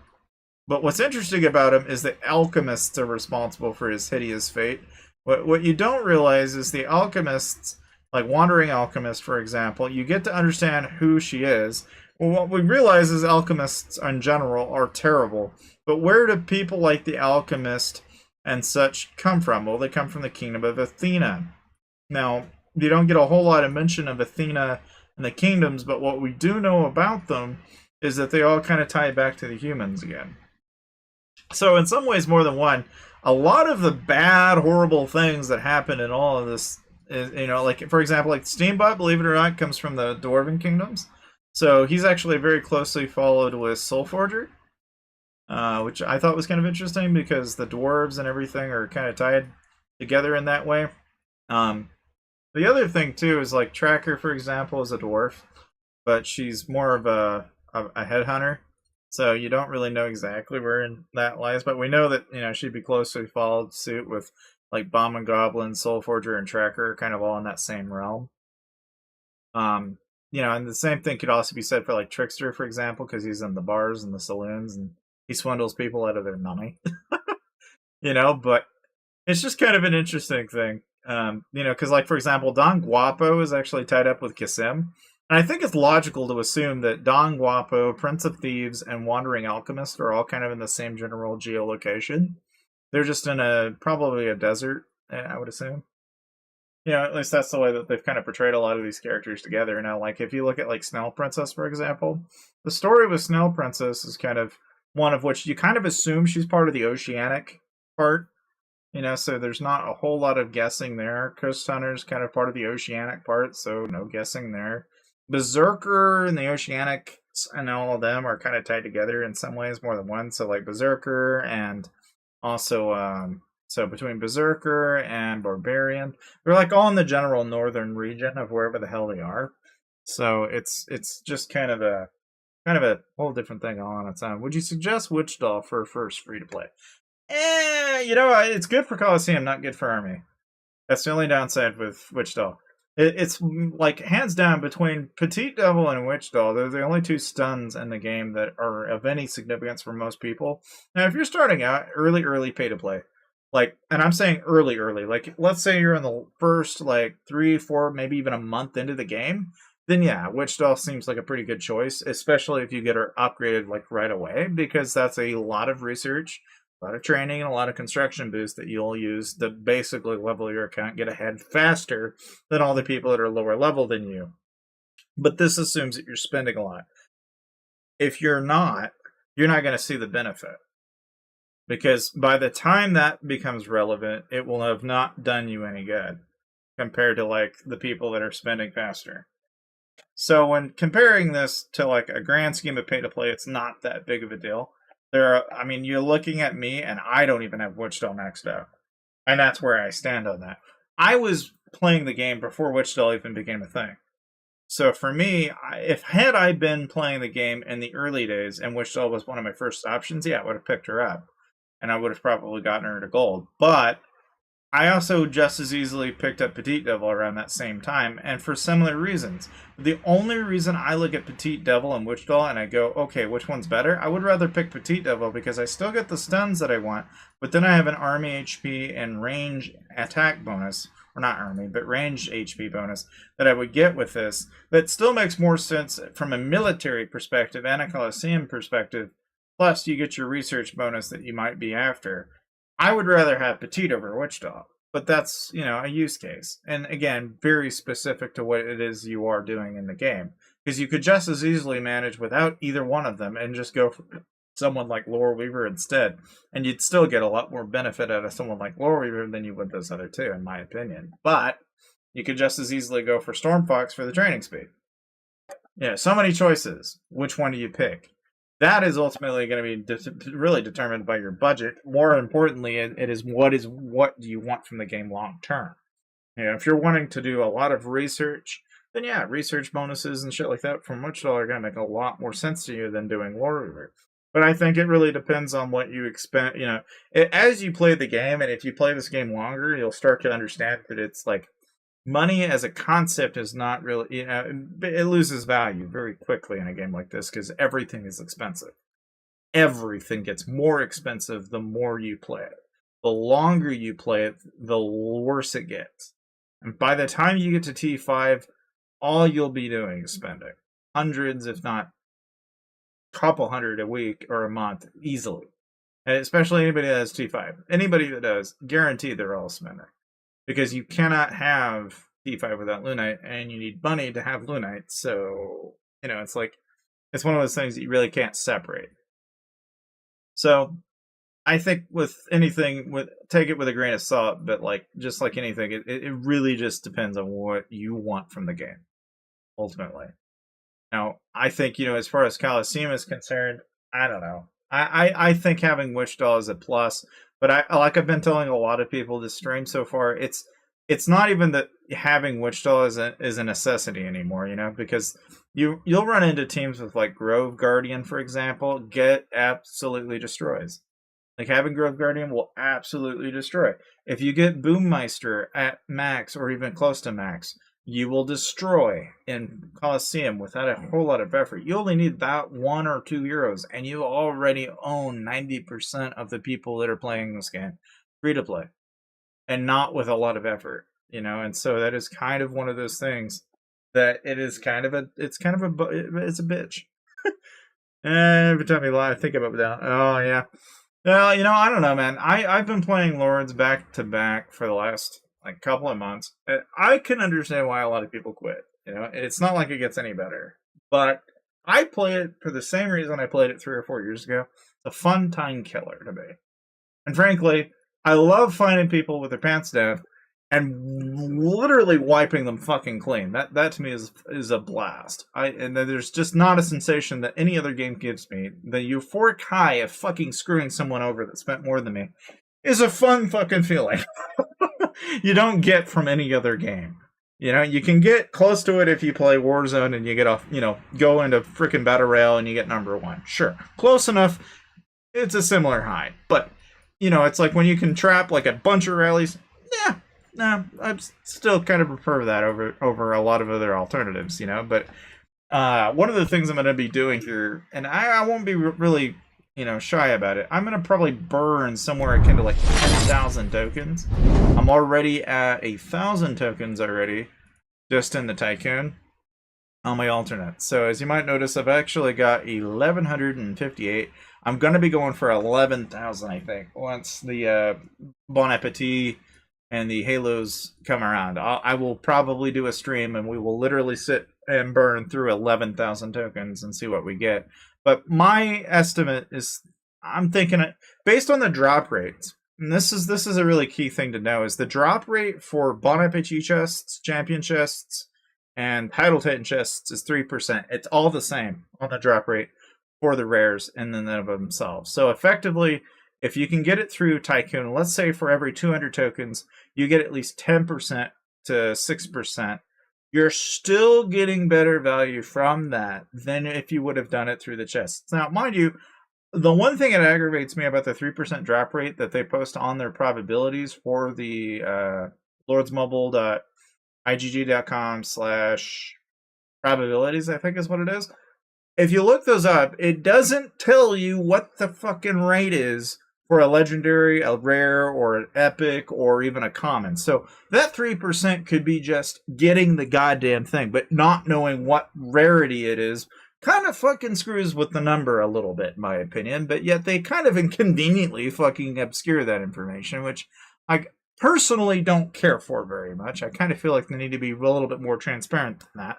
Like 3% on a Halo, but then a 0.01% chance of a legendary and a 0.0 whatever fucking percentage of a epic and a point whatever percentage of a, like that level of fucking detail would be kind of nice, but you can't find that kind of information, and you're not going to.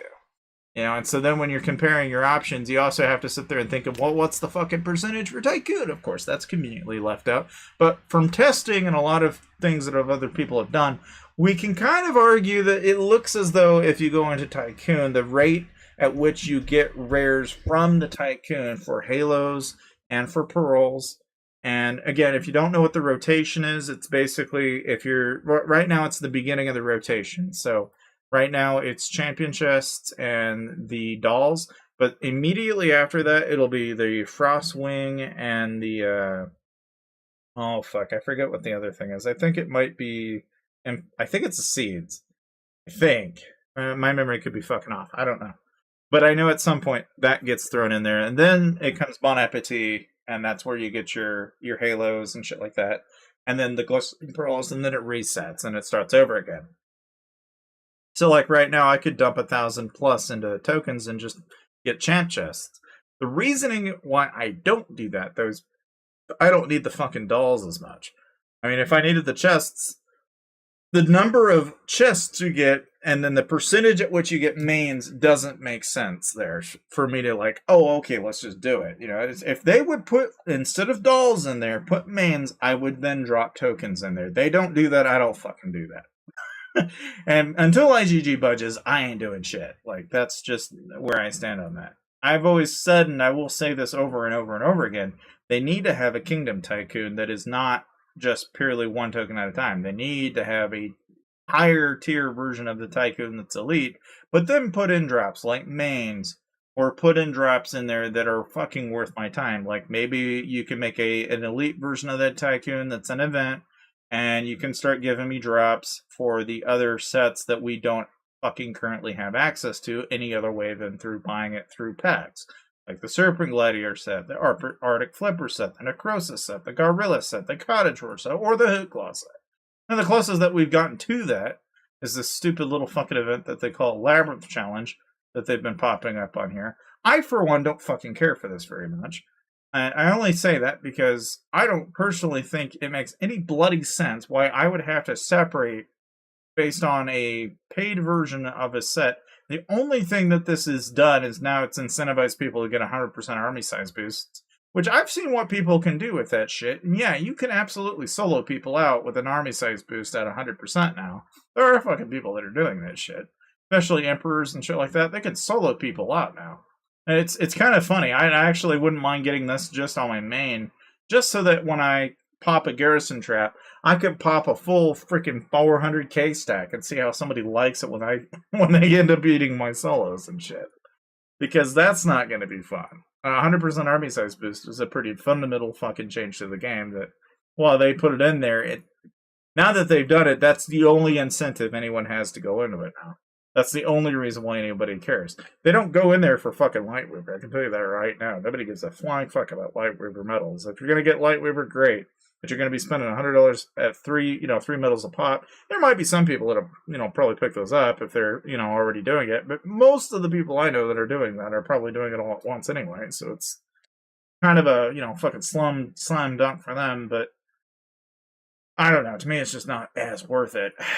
It's just like I could poke fun at IGG for the little things they do all the time. Like, for example, they've redone Feudal Battle. I think one guy mentioned that they really need to redo Chalice Battle and add some kind of limitation. And I kind of agree with that. Like, there are too many fucking people that play Chalice that don't need to be playing Chalice. Like, you got people in there that are like emperors and barons. It's like, nah, they really need to limit, like, who can be in the Chalice, I think. So that way the smaller, somewhat mid-tier leads actually have a fucking chance in hell at actually getting some rewards for a change, because 99.9999% of the fucking people that walk into this place are already fucked to begin with. So adding Baron titles and Emperor titles on top of that just doesn't make it very fair.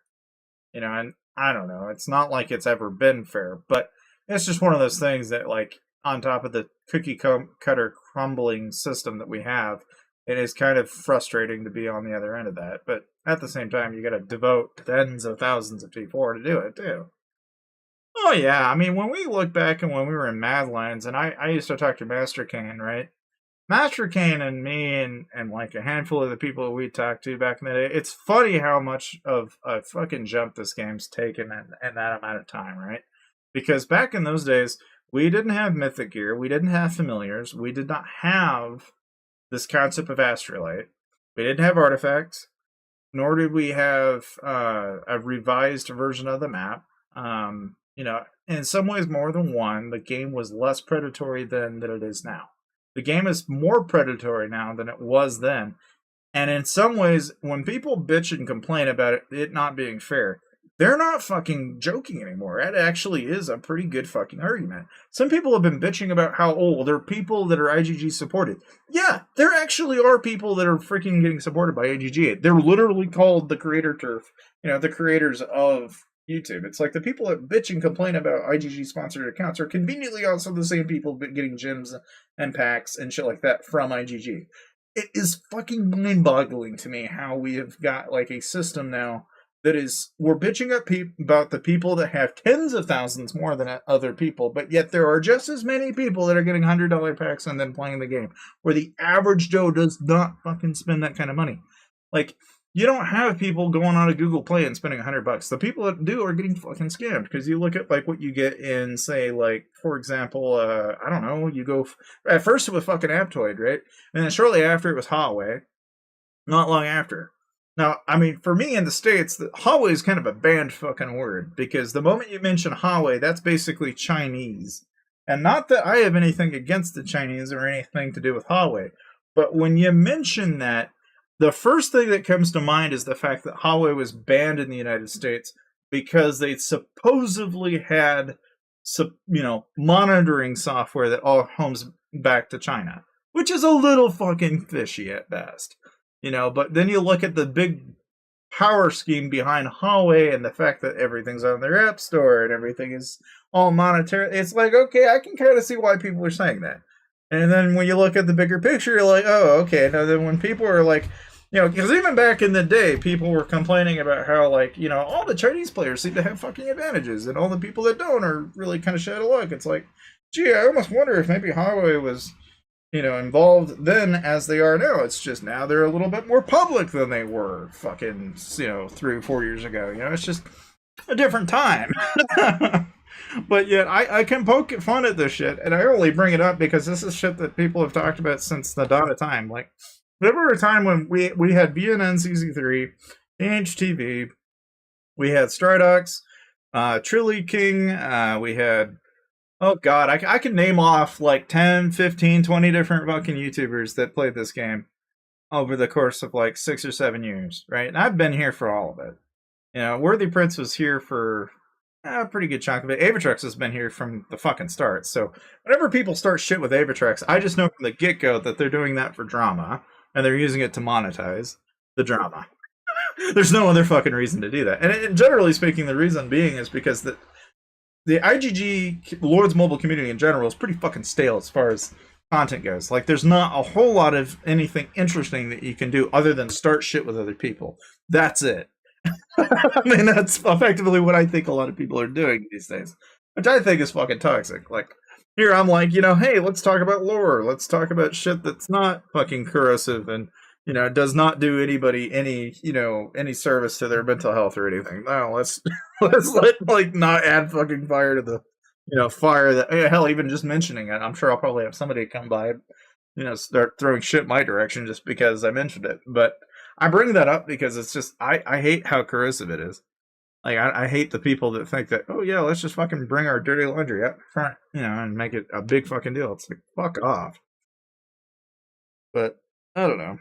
Yeah, I think you need that. Wait, hold up. I think they need to add an account power feature that isn't public info, but is stuck to your account and limits what events you can enter. That wouldn't hurt. It's like, I mean, they already have to some degree, right? It's basically they have a might restriction on where you can port to.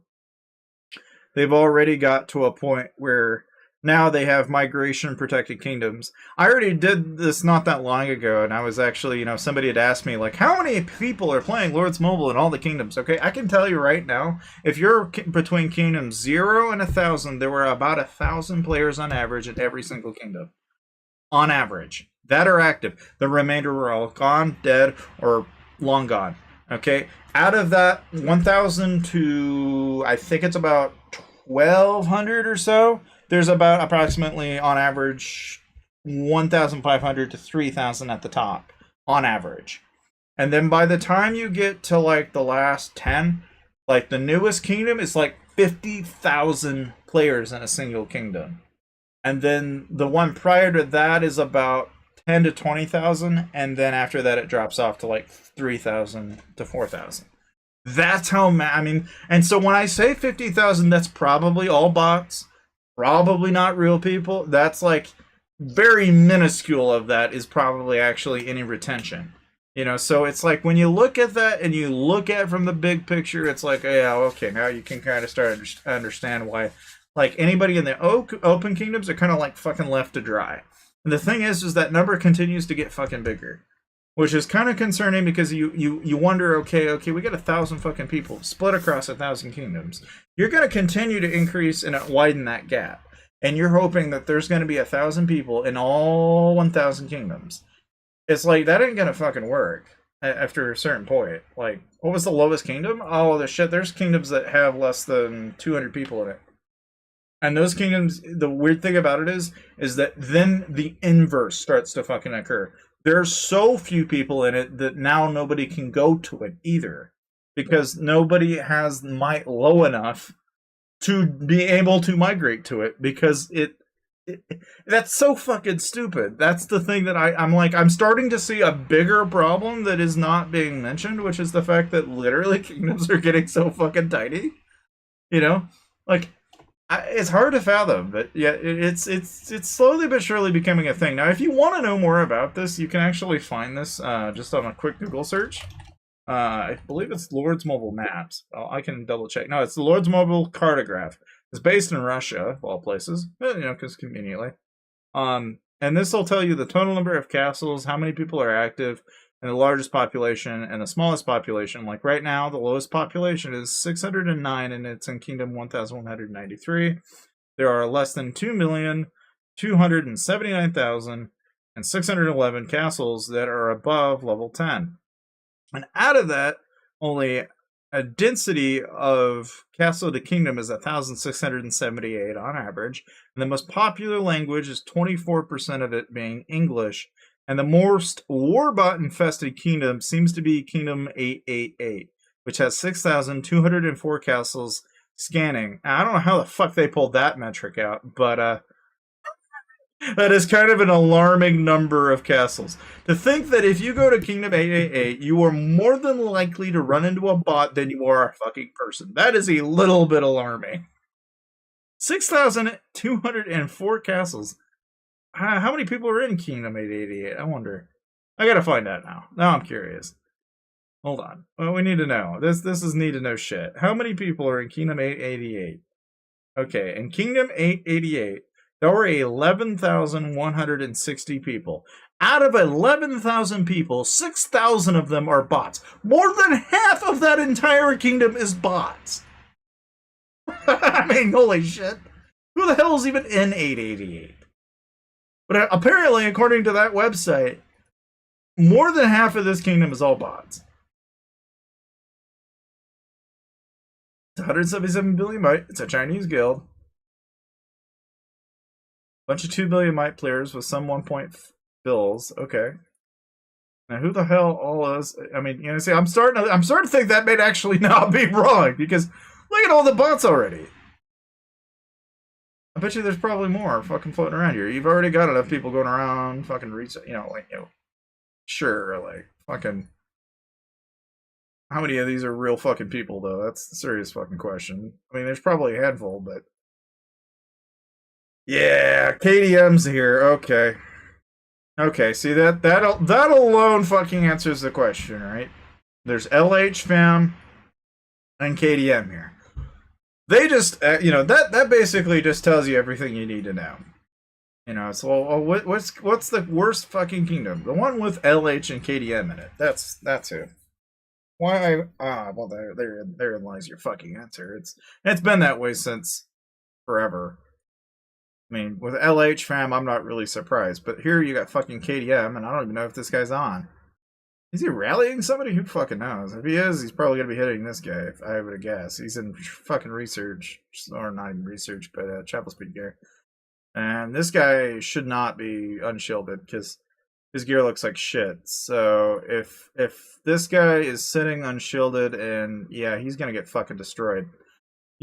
By the way, friendly advice to anybody that plays this game: if you go into a war kingdom like this, sitting in shit gear like that, and you're not a trap, you are gonna get fucking destroyed. And this is exactly why. Like, sorry for all the cursing involved, but like, you don't pull this shit and walk back unless you've got more than, I would say, 700 to 800 million troop might. I wouldn't consider it if you didn't. Because even in that category, you're going to have a hard fucking time taking rallies. Especially when, like right now, okay, looking at this guy, he's 459 castle stars. He's got the Commodore and the Warden title. And chances are he's probably got Mythic Champ here. Because he's already got plus 12. So this guy, you don't want to fucking take you wouldn't take a mixed rally from this guy unless you really wanted to. And even then, at 1.46 bill, we're going to watch and see it live here. Because fuck it, why not? But I can go on and on, but like this alone, if you want to know this kind of shit, you can find it. I'm not going to show you on stream because I'd imagine IGG would probably frown on it, even though I talked about it, which honestly they probably frown on that too. But hey, if you can Google it, it's not my fucking problem. They can either go take it down or they can piss off. Because if it's out there, it's not my fault. Like I'm not trying to be, I'm just saying, it's like, when the big fucking elephant in the room is whenever, and that's the other thing too, right? I know for a fact, like I built my accounts from scratch. I know a majority of the fucking YouTubers and shit that you see, there are a bunch of them that didn't even like build their accounts from scratch. They bought it. They bought the accounts so that they could use it for what they do. And some of them even got their accounts handed to them, and they don't really explicitly tell you how exactly did that account get handed to you. Oh, it just fucking goes into it's like, yeah, okay, sure. Which I don't know about you, but I think that's pretty fucking shady as hell to me. But, leave it to me to, okay, so he canceled. That sucks. Why the fuck he canceled? Not in good gear. What in the fuck are you canceling for? You wasted like a good 5-minute rally. What are you fucking doing, dude? I've hit people that are 2 billion might and not in good enough gear in that. That's not fucking grounds to cancel. Why did you cancel? You better have a good fucking reason to cancel. You better have found a better target or some shit. Let me guess. This guy? Fuck if I know, man. Maybe they just decided that they're gonna hit another target. Who knows? What the fuck's this guy doing? Oh, you know what? I bet you money that they're probably trying to time this fucking rally. That's what they're probably trying to do. It's probably one guy's probably trying to time the rally and the other guy's trying to... I fucking hate when that happens. That happens all too often, though, but especially in these kingdoms, because what you'll see is a lot of these guys will, what they'll do is you'll get like 20 plus people in a rally, each and every single one of them will send 100k, and this is why I've always told people that, like, you look at rally trapping and you go, oh, okay, this is a really good, strategy to go for. The thing that nobody fucking tells you is okay, yeah, you killed 2 mil, but you only killed maybe 100,000 per person per, in that rally. So in the grand scheme of things, you really didn't do a whole lot of fucking anything. Compared to like a Gryphon trap where you kill like 1.5 mil and that's fucking Red Dead on a single account. That actually fucking hurt somebody's wallet. Like that actually hurt. Compared to like if you, eat a bunch of rallies. It takes about 10, maybe 12 rallies where I think people collectively or on an individual level, do they then start to actually feel the loss. I would say by about the 4th rally, they start to think about it. By the 7th to 10th rally consecutively, that's when people will see a noticeable loss in their troop might and probably bail out of any attempt for it. There are some people that are just crazy as fuck though and don't give any shits, but those are also the same people that are using the black market, which are people that are basically, they'll go out, pay some guy in between to build troops and speeds and resources, vice versa, and that's That's how they get away with, like, for example, if you see, like, somebody get, oh, so no, he fucking canceled. What in the God Greens are they doing? This guy does not look that hard. Why the fuck would you cancel? They must know something I don't. Maybe they're watching the stream. They're just like, I'm gonna fucking cancel. I don't fucking know, man. I don't fucking know. Seems like a waste of time to me, though. I don't know why the fuck you'd cancel that. Kind of a silly thing to cancel, but maybe there's more to it. I don't know. I keep thinking they cancel it because they just find a better target. Now here's somebody that fucking wasted some money right here. The guy's got fucking shadow sigils. He's got a full set of shadow sigils. This right here, this guy spent some fucking money. And I don't have a clue if these shadow sigils are fully maxed out. That's the thing about shadow sigils that are kind of fun. You could have a gray tier version of a shadow sigil and just put it on gray tiered pieces of gear, and nobody's going to know if that's legendary, mythic, or vice versa, but they're all going to look at you scared shitless. That's the one thing that I thought was kind of funny about shadow sigils. It could be complete dog shit gear, but it could also be the best gear in the game, so it's a 50-50 on whether or not it's actually going to be completely good or not. Yeah, it is a fucking waste of money. It is, without a doubt. But I don't know, man. I know so many goddamn people, man. And if you look at like some of the major ones, there are a lot of major ones that they didn't build their account from scratch. Like, they could not admit to owning their account from scratch. And I think that says a lot. Because you look at, like, a lot of the content creators now. Hell, there's even content creators now, they don't even fucking own their accounts when they're uploading the videos that they're doing now. Like, there's a lot of fucking people, all they do is watch people who do the rallies, and they're just the guy that's, like, on the sidelines, and that's all they upload. A lot of people will watch it either way, though, because they're like, oh, hey, look. Like, I think that's primarily, when, like, for example, if you watch pilots and shit like that, you'll probably watch Oleg for, the fucking funsies, because, Oleg will pilot, Emperor accounts and showcase other shit. I think Rookie XD does the same shit. And then there's a trend at this, and hell, I think even Worthy Prince for a short period of time, that was, primarily even Sneaky Dashy was doing that shit. So it's like a lot of these channels have gotten blown up in part because they don't own their accounts that they're doing. They're just piloting what, the top end, high end looks in the game. And a lot of people are curious, obviously, because you don't know what the high end looks like. So you're going to watch the guy that's got all the fucking money put into the game. So you have an idea of what it looks like. And I mean, it's all glamorous at first until you realize that it's literally tens of thousands, if not hundreds of thousands. Now, obviously, most people will never get it, but yeah, you still got like a handful of people that'll watch that content and watch people like burn hundreds of thousands, but it's not like they own their accounts either. So it's always baffling to me why someone will watch it, but it's the same reason anybody else watches anything. It doesn't there's no, how do you say it? Nobody gives a fuck if you own it or not. That's really what it comes down to. It does not matter. And the weird thing is even though IGG goes out and says, oh yeah, well, we fucking frown on that, not like they go around banning people for it either. Because if they did, they'd tell their top content creators that, goodbye. Because there'd be a bunch of them that have to up and fucking pack their bags. That's the sad fucking reality of it. But they'll never do that, so. It's the most fucking, I just find it to be very stupid. That's all. That's all I have to say. I've said my piece on that, but I could beat a dead horse, but I'm not even going to name names. I don't even need to, because people can find that out for themselves. Very quick, easy answer, too. And you'll figure out who those people are pretty quickly. But, I don't know, even on a good day. So this is a kingdom that has literally 6,000 some odd bots out of 10,000 players. So that means this kingdom has a vast majority of it being bots. Now, I don't know if this is because... Dude, look at this shit, man. It's all H9.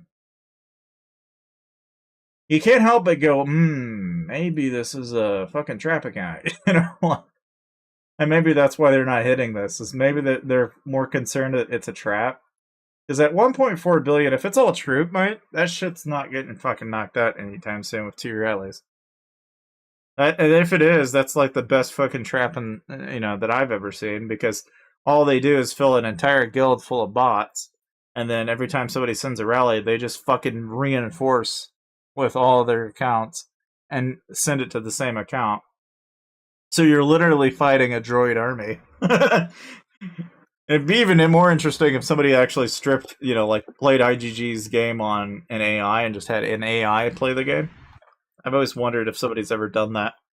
Be curious if that's actually been done at all, because I'm sure it can be. Somebody kicked this thing, put an AI on it, and said, "Here, fucking go to town." Like I bet you an AI would probably kick the ass out of most players playing the game. Now, initially when it's being trained, probably not. It wouldn't take long, I wouldn't think.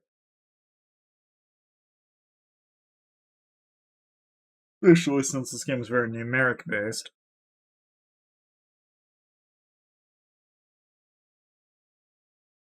So keep in mind that a lot of active accounts have bots run, so it'll find. So it is 6,000 bot users, not necessarily 6,000 bots. Well, that's just it. It's like, let's say out of 11,000, that 6,000 of those are bot accounts, right? We could assume that those are all being maintained by one individual person per 6,000, right? Just to say that you have 6,000, individual people running 6,000 artificial accounts. But I think it's more logical to assume that it's probably a smaller accounting of that. Out of 6,000 bot accounts or 11,000 total players, you probably have an excess of 5 to 10, maybe even 20 accounts per person. It's not unheard of either. So it could be conceivably, instead of there being like 6,000, it may be only a few hundred. And the rest are all, just accounts tied to a single person. And that's, I think, one of those numbers that you really can't quantify. You don't actually know unless you were to account for every single fucking person's IP address. And they're like, even then, I don't know if it'd be able to tell you. It might tell you, though. If a person could look at the server's IPs and shit and see how many accounts are tied to what IPs and then just translate from there, you'd get a pretty close, accurate amount, I would imagine. You'd get pretty close anyway. But yeah, now they bailed out of this guy. So he must be a bot of some kind or something. For KDM and them to just like bail out like that, there must be something about that they don't want to touch. Which tells me a lot about this kingdom, yeah. And that's the thing. Is there's probably a ton of that going back and forth, and that's a whole different problem that it's not really discussed as much. But it's like, on one hand, right, people fucking hate bot accounts in part because it's like, okay, I unshield, and then everybody clamps down on that one guy because they know he's unshielded, and they fucking screw him up. But then you look at that, and it's like, okay, now you got an entire guild full of fucking mods filling and raining that one guy. And he's just waiting to sit and swap his gear. And he's got resources backing him. He's got, everything that the bot bank and everything will provide. So then it's like, okay, I can kind of see how they're countering bots in a way. It's like, how do you counter an aggressor? You use the same fucking technique or same tools of the trade to counteract it.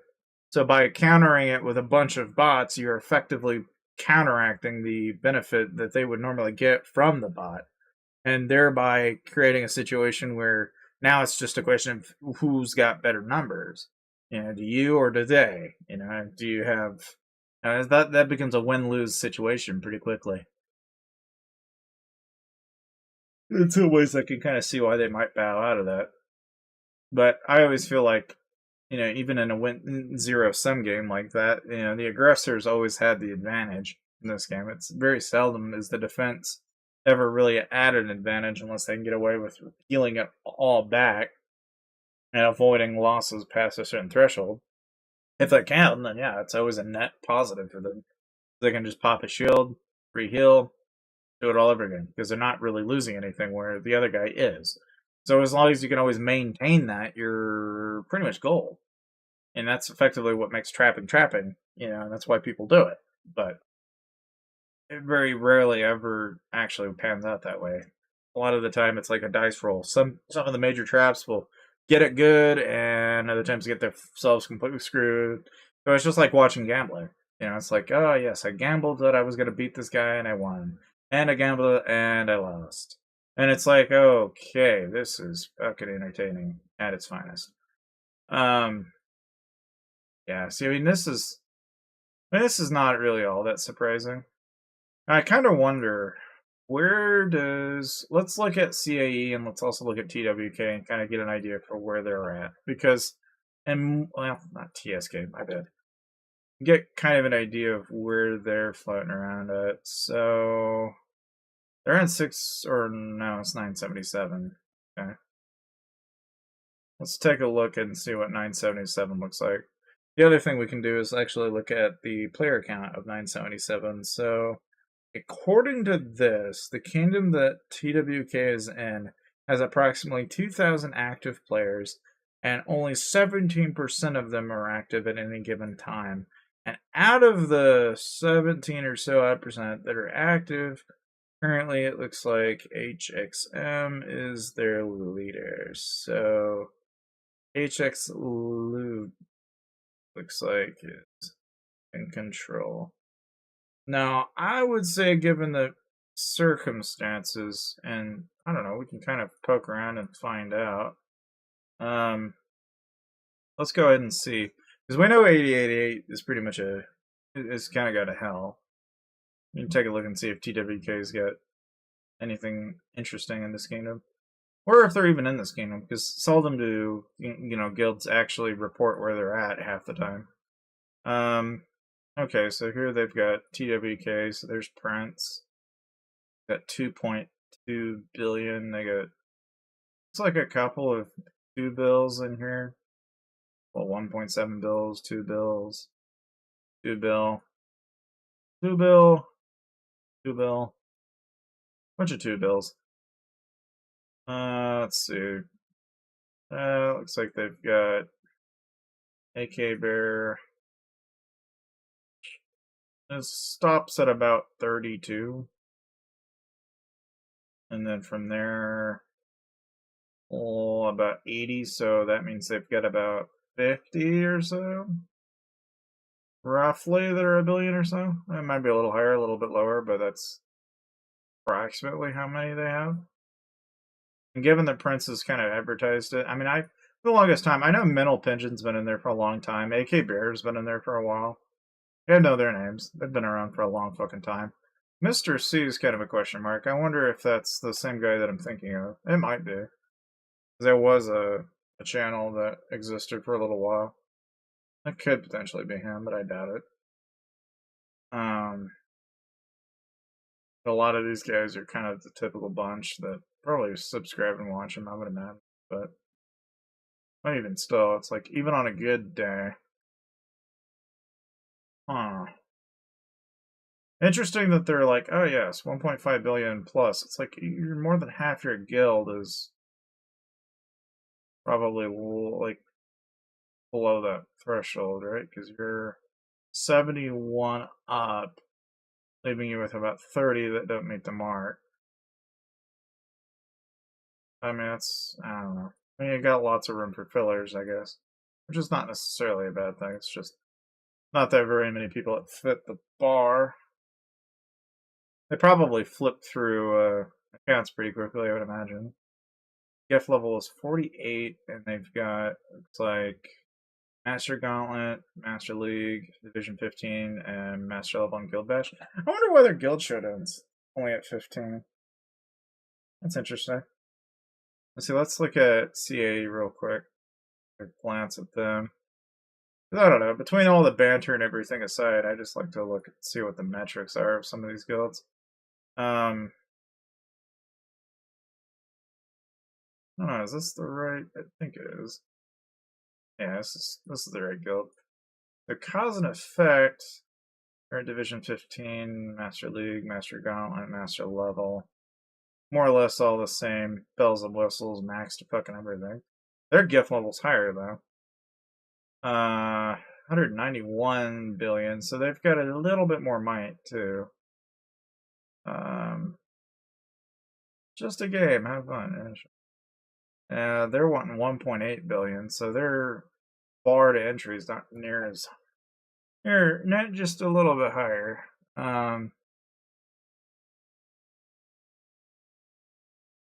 Okay, so they still have their line entry shit, which I was never a big fan of, but I guess it works.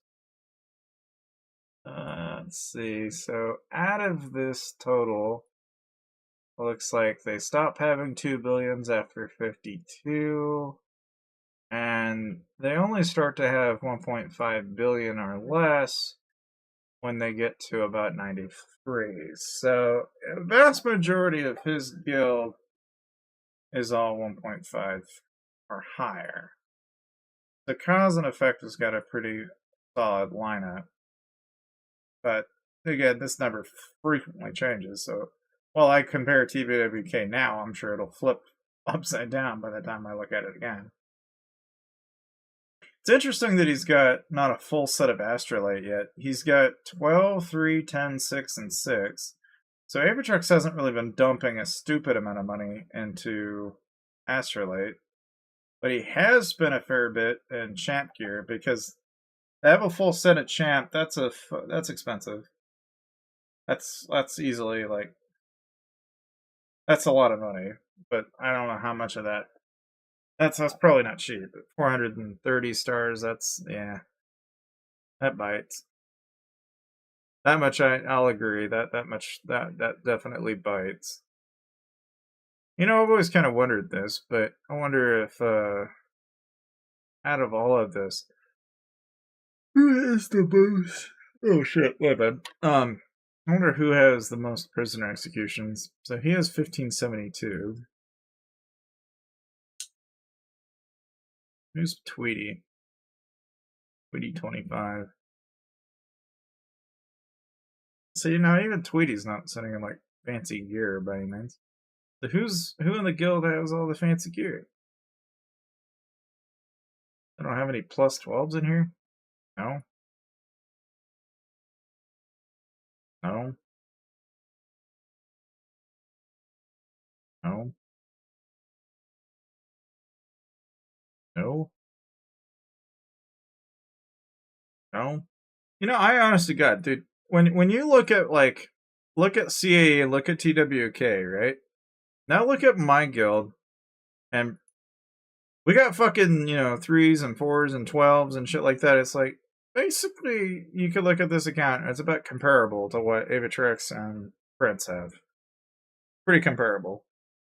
It's just kind of interesting. Like a metric. It's an idea, thinking about. How much mine is my main? It's currently 1.9 billion.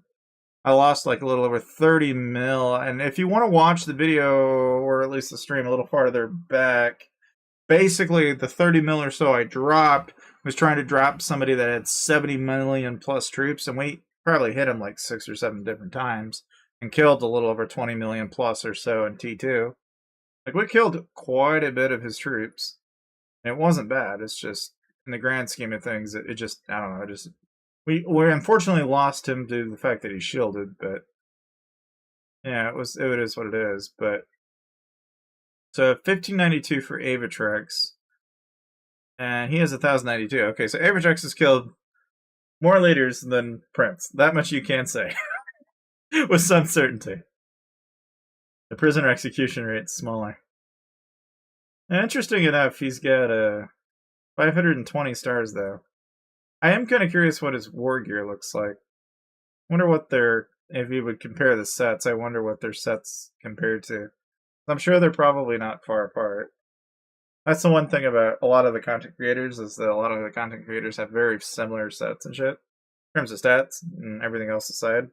But he's about 430 stars, so he's about 100, a little shy of 70 stars lower, but he's got a pretty decent champ set. Be kind of curious what Prince has got for attack sets. I would imagine it's probably comparable, but just like a lot of the top players and lords, it's just take it with a grain of salt. But like any of the major content creators, a very large portion of the revenue that they get is partly because of YouTube and also partly because of sponsorships and shit.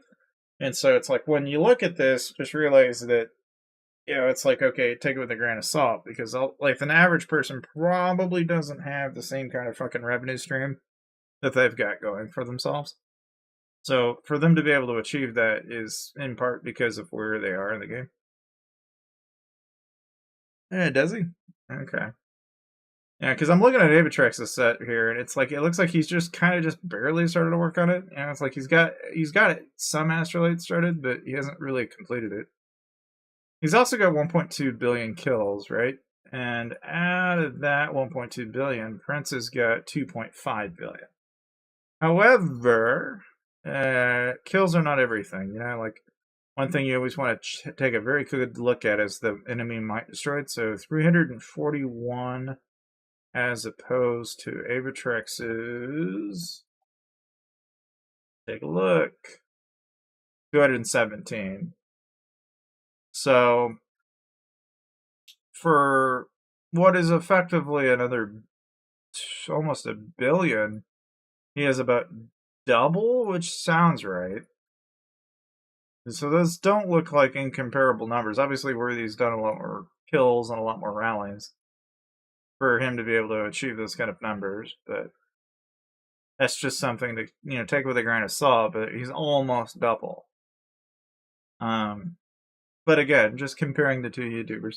I only bring this up though because these two have been beefing each other back and forth. Like Prince, I think, had like a stream where he just pretty much lit CAE under a bridge and didn't give two flying fucks. All the while, I think Avitrax has been doing it in its own way, but he does it with like short, quick, easy videos. Like not that long ago, he had like an ad video, but it was kind of cringy as fuck to me.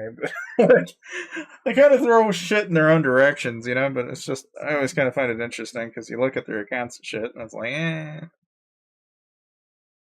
Oh, hello for me. Hi, nice name. I like the name.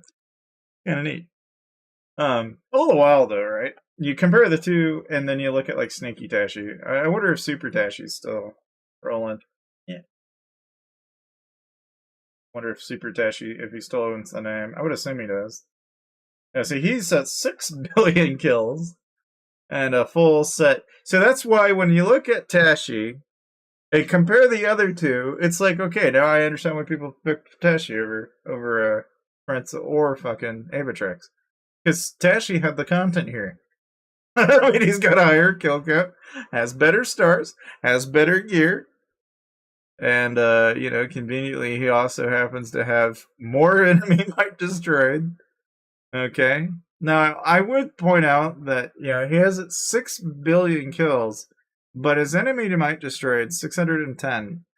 Worthy's only at like what 2-ish billion, right? And he's almost 341 billion might enemy destroyed. So. It seems as though Tashi doesn't kill as many T4 targets as Prince has. But, I mean, I'm only making that assessment just based on the kill count. Maybe it would get similar, but if let's say you just did this by the math, it's pretty fucking similar. He quit? Oh, that's too bad. Well, I mean, it's probably logical too. I don't blame him either because. It's, for one thing, he's trying to probably raise his family, and honest to God, you can't play Lords and raise a family at the same time. They're too fucking expensive to begin with. And this game, even over the years, even he knew this, and I told him way back when, like, you could do that, but I really wouldn't if it were me. I'd take the money and double it and keep it, pull it back in your pocket and do something else, because this game's not going to give you anything but probably regret. But at the same time, the community and the people you meet is something else, So in some ways, more than one, it's like who you meet and who you get to know. It's just, it just means he has more solo kills. Well, yeah, but I mean, when you look at the enemy might destroyed, it typically tells you, or at least gives you an indication of how many kills are of that is T4 and how much of that is not T1s. Because there's a lot of fucking people, I'm not naming any names, but like if you look at like Woody and others, where their kill count is fucking astronomically high, but yet you look into that and you're like, yeah, but why is it? And you look at it and it's like, oh, it's because he fucking had somebody spend a shitload of T1s at him. And so it's like, okay, that's just a hyper-influxed fucking number. It doesn't actually mean what we would think it means in the context of if you were rallying people out. It doesn't mean that they're bad players. It's just a fucking kill count at the end of the day. But typically, whenever I see a really high kill count, one of two things comes to mind. It's either that he actually rallies players or that he fucking basically had T1 spam. to do that. You know, it's like one of one of two possibilities, but typically it's the first, not the second. And you can usually just distinguish that just by looking at enemy might destroyed to determine that. You know, with 610 billion, you know, you took 6 billion out of that. It kind of gives you an idea that, well, for every 610 billion, well, hell, it just kind of gives you an idea, because it's like, okay, for every billion kills, it's 100 million might destroyed. And if you're at, like, say, 1.2 billion kills with 341 billion might destroyed, you know that, you know, let's say I took the 1.2 million and just took 300 million. That means you're doing 125 to 150 billion might destroyed as opposed to 100 billion might destroyed. You know, like, and it's very quick math. You know, and now it doesn't mean that they're bad or good or anything. It gives you a concept in how many kills they had that were T4s and how many of them are now T5s. There's a lot of that shit. Oh, hey, what's up, J-Beers? But either way, I don't know, man. It's like you can point and pick, and you can nick a lot of shit. But that's one of the things that I always thought was kind of interesting.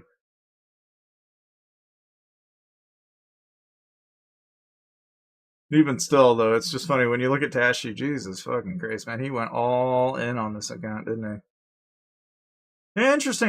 His scent is actually pretty comparable to I think both Avatrex and Worthy have very comparable numbers. I've always found that would be kind of interesting too. Let's see. Yeah, he even has a higher prisoner execution count. I mean, that's just funny to me. He's got 2,000. You know, these are the little metrics that like nobody gives any two shits about. Me, I'm like, oh yeah, let's just take a look at those. Yeah, not to poke fun or anything. It's just, you know, it's something that's undisputable. You can't you can complain. You can complain and argue and bitch and complain about one person over another, but those are things you just can't dispute. Like, it's there for everyone to say. Which familiars are best for the wall for the 4 slots? You know, on a good day, I'd say your 60% fem slots are probably the best, if you're asking me. And then probably Aquarius and, your buddy Opal, what's his name? Any of the 4% ones are good too, though. Like the 600% bonuses for Gargantua, Blackwing, and Bon Appetit. Those would be like the 3 that come to mind. Divine Fire that you get out of Jade Worm's a plus. It all depends on what in the context from which we're going from. If we're talking huge pay to win, they'd probably tell you, yeah, probably get Blackwing, Bon Appetit, Huey Hops, and Gargantua. If you're talking mid spenders, you're probably talking Noceros, Mole Shaman, and Magus for their 60% bonuses. And then you'll probably see a shitload of people that will gravitate to even getting like the I don't know. I mean, it all depends too, and in terms of what you're wanting to get, you know. But like, I mean, because you can even go down like the Terraspike, Magma Lord, and Jazik route and get a 40% drop in HP. You can also go down Aquarius and get a negative 15% on Army HP. You could just as easily get 15% HP from the I mean, so there's a lot of different angles, but if I was going to do it, I mean, I personally would get Gargantua, and then I would get a Magus and Mole Shaman, and Jade Worm. That's what I would do. The only reason why is because what I like to do is I'll pop a range wedge a lot of the time. So if I had something that was giving 600% to cav damage to deal with all the inf, if I ever had inf at all run into it, then Magus will help with the HP and the range line, and then Mole Shaman will help with the inf damage and inf HP. And then Jade Worm's just going to help you with the 9% reduced in damage. Like, that's the logic behind why I would do that combination, because I'm basically bonusing cav, which would counter my range, which would do damage to a largest march. So if it was a blast, you're going to get 600% directly onto infantry, because that's how those 600% familiars work. Logically, you could also flip-flop this any way you want. Like, if you get Blackwing, the main thing with Blackwing is you actually get the 600%, but let's say you also get the skill and get Hellfire. There's a benefit in Hellfire, too. You know, the same thing could be also said for Saving Grace. for Gargantua. Now, in the case of Bon Appetit, not as much. Divine Retribution is not all that helpful unless you just want to make someone bank cry a fucking tear. But who does that shit? You make people's banks cry a tear, you're fucking. There's something fucking wrong with you, man. That's messed up. But Holy Terror is kind of a niche ass thing. Between Holy Terror and Blackwing, they're both kind of niche. But I mean, in a way, I feel like you if anything, you get these out of Tycoon. If you get Blackwing, Gargantua, Bon Appetit from packs, you're doing it wrong. And Jade Worm's like the only one you have to do through packs. What if you have very many troops in the castle? Same deal. Doesn't really change. Like, my combination right now, even with 3 on the wall, because that's the most I have, is these. This is the combination that I use. And I don't really feel the need to change it either. Like, I could get a 4th slot, could get a 5th slot. I'm not going to. I don't like the might. Just to keep my might low, I'm not even going to bother. Because not only that, it's the artifact cost associated to it. Even though I probably have the artifacts, I'm not going to. It's just stupid to me to do it. Some people will do it. I'm not one of them. I mean, I'm not going to. Not on this account, anyway. I mean, it's something to think about. It's something to do, but I'm not going to consider it until IGG makes the bare minimum for T5 outweigh the benefit of having T4 right now. There are some people that are popping T5 traps right now and are saying, you know, hey, I could do a setup with T5, have less T4 or less T5, and get the same benefit from a quality amount of T4. And that, while that does probably work out, the only consequence of that is that you have to pay to have the Lunite, and I'm not going to do that shit. I'm not going to play that game with IGG, because I can tell you, you're going to fucking lose. You're going to wind up paying up through the fucking nose when you lose, which I'm not doing. There's no fucking way. I will stop. The buck will end there with me if they go any further than that. Do you think you should go for Familiar 5 or Sigils? It depends on what kind of player you want to be. You go for 5th slot, you're either wanting to do solos, rallies. If you're doing Sigils, you're doing it purely for being a rally lead, or you're doing it to be a better filler. Because people love players that have a full set of Sigils. Those guys jump all over fucking... I mean, hell, even some of the biggest guilds in the game are excessively dependent on people that have Sigils nowadays. So it very much depends. I would say Sigils are probably your better choice there. And I'm only saying that because the guy that has Sigils and full set of Sigils is more valuable. And that really, that's, you know, it's kind of a niche-ass thing. Now, on a personal level, and not the guild so much, then the Familiar slot 5 is a huge help. That's just another slot that helps do that much more damage, you know. So instead of just having Jade Worm, I could have 2 more Pack 5 Familiars in there, you know. Like, you could not go wrong with that. Party Feast, Drown Out, Piercing Spike, Coursing Seer, and Piercing Spike. Yeah, those are all good choices. I mean, you could also get, like, so squad attack bonuses that you would get from, say, like, Iris, you know, those are not bad by any means. The ones that I frown on are like Gemming Gremlin, for example, or Trickstar. Like the 100% bonuses, while those sound great on paper, that only works if you're attacking, because the 10% HP drop here, that's a lot to lose just to get it to proc. So unless you're attacking, that's the only time it ever seems relevant. If you're defending and you're losing 10%, it's by the time that thing procs, it's not going to matter anyway. It's not really that relevant at that point. It's like you're not really doing yourself a service there. I'd rather have like a 600% proc that drops at 4%, because the fucking sooner you kill them, the better. And especially when you can proc like a 600, and let's say it's a blast, and it turns out that you're sitting in range phalanx, and the guy's sitting cav. That's going to do a fuckload more than it would if you had just, you know, sat in like any other thing. That's why whenever you watch, I don't know if you watch Duck Hunter any, but if you look at the shit that Duck Hunter has on his wall, that'll tell you about everything you need to know as far as rally trapping goes.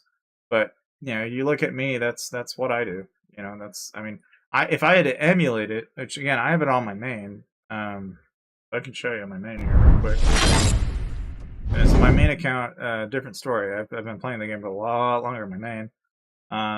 My wall is a little different, so I've, you know, basically I've got all of the drop bonuses, which are 40% a pop.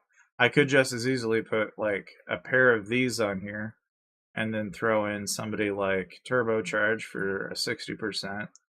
And then, you know, if I had better versions of these. And again, the reason I don't have them is just because I haven't gotten around to doing it. I just treat my mannequin like a redheaded stepchild, so I don't really care that much. My alt's the only one I actually focus on these days. But you know, like if I was gonna tack on anything else for that 5th slot, you know, it's like you would be tempted to use shield familiars, but you got to lose 12% to make that valuable. So again, mainly a thing you use for attacks, solos, and rallies and shit like that. Shield familiars are not really all that great in defense. Like unless you're attacking players, that's the only time that thing is ever actually valuable. You might be tempted to use Vermophobia, which stuns heroes for a set amount of time, but you got to lose 15%. Again, another point in attacking, but not so valuable if you're defending. So, you know, it's like the stretch with Glided Guard and Feral Ward, and, you know, that particular shield is not really relevant in defense. You might be tempted to go with Tailwind, but you've got to lose 10%. Again, more for attacking if you're going to use it. I mean, it's kind of the same thing with Trickstar and Bomb and Goblin, and, you know, that's what you get those for. However, I should point out that, you know, you should still do them. You just don't upgrade them for their level 10 Longshot, Booby Prize, and Pure Spike. You don't initially do it for those. You do it because you want the gold from bombing. You know, you want the gold, you want the gems, you want the Holy Stars. You don't do it for the 100% bonuses unless you start attacking players, and then that's when you actually may consider it. But, you know, again, it's like if I had a choice, I'd throw in Nostros in here if I could. Or I'd just as easily throw in, you know, say, like, if I had Magus and Mole Shaman upgraded, I'd do Mole Shaman, Magus, and Nostros. And then I would maybe throw in some of the 4% 2s in here if I could, right? But I'd also do Bon Appetit. Hell, if anything, I'd do Bon Appetit. Like, hell, if I change this any way possible, I'd probably take out, say, the range drop that I get here, and put in my Gargantua in here instead, because I'm going to get a cav bonus, a range bonus off of these two. The only thing I'm trying to demoralize is if I hit range, it's going to fucking kill, like, a fair bit. The only thing I'm not going to sweat over is range in this combination right now. Which means, you know, basically if I get hit by range marches, I change the set. It's the only time I'll ever fuck with it. Any other situation, I won't sweat it. Because if I turn out, oh, okay, I do have a range march. The closest I have is this. That's going to go at 8%, which is not as good, but it's 150%, 4 seconds up to 5 times, which is better than nothing. You know, but not as good. I'd rather have Bon Appetit. And if I had Bon Appetit, I'd just basically take out this, and then I'd Bon Appetit, Gargantua, Blackwing, and then this little extra one in here, I could probably throw in here, and then that's what I'd probably roll with. Or I could just as easily throw in Aquarius. The only reason I don't like Aquarius as much, though, is it's only a 15% drop, and that's part of the reason why you saw me running this. Because where most people are getting a 15% drop with that one hero, which is good and valuable and all that, it's just that when you're looking at like your mixed rallies and shit like that these days, these guys are popping like 600 to 700% HP and 1,000% in attack. 15% drop is, you know, helpful, but it's not that big of a fucking deal. Like, in the grand scheme of things, it's not going to make that much of a fucking difference. So if I was to put 40% and 3 stats, it's better than 15. However, that also, mind you, that's also 3 slots I don't get to use instead of the price of 1. So, yeah, it's like the benefit to gain ratio there is kind of fucking questionable, but, you know, that's this game. It's always a questionable decision for any number of things. That's why we ask questions, right? You know, it's kind of the shitty thing.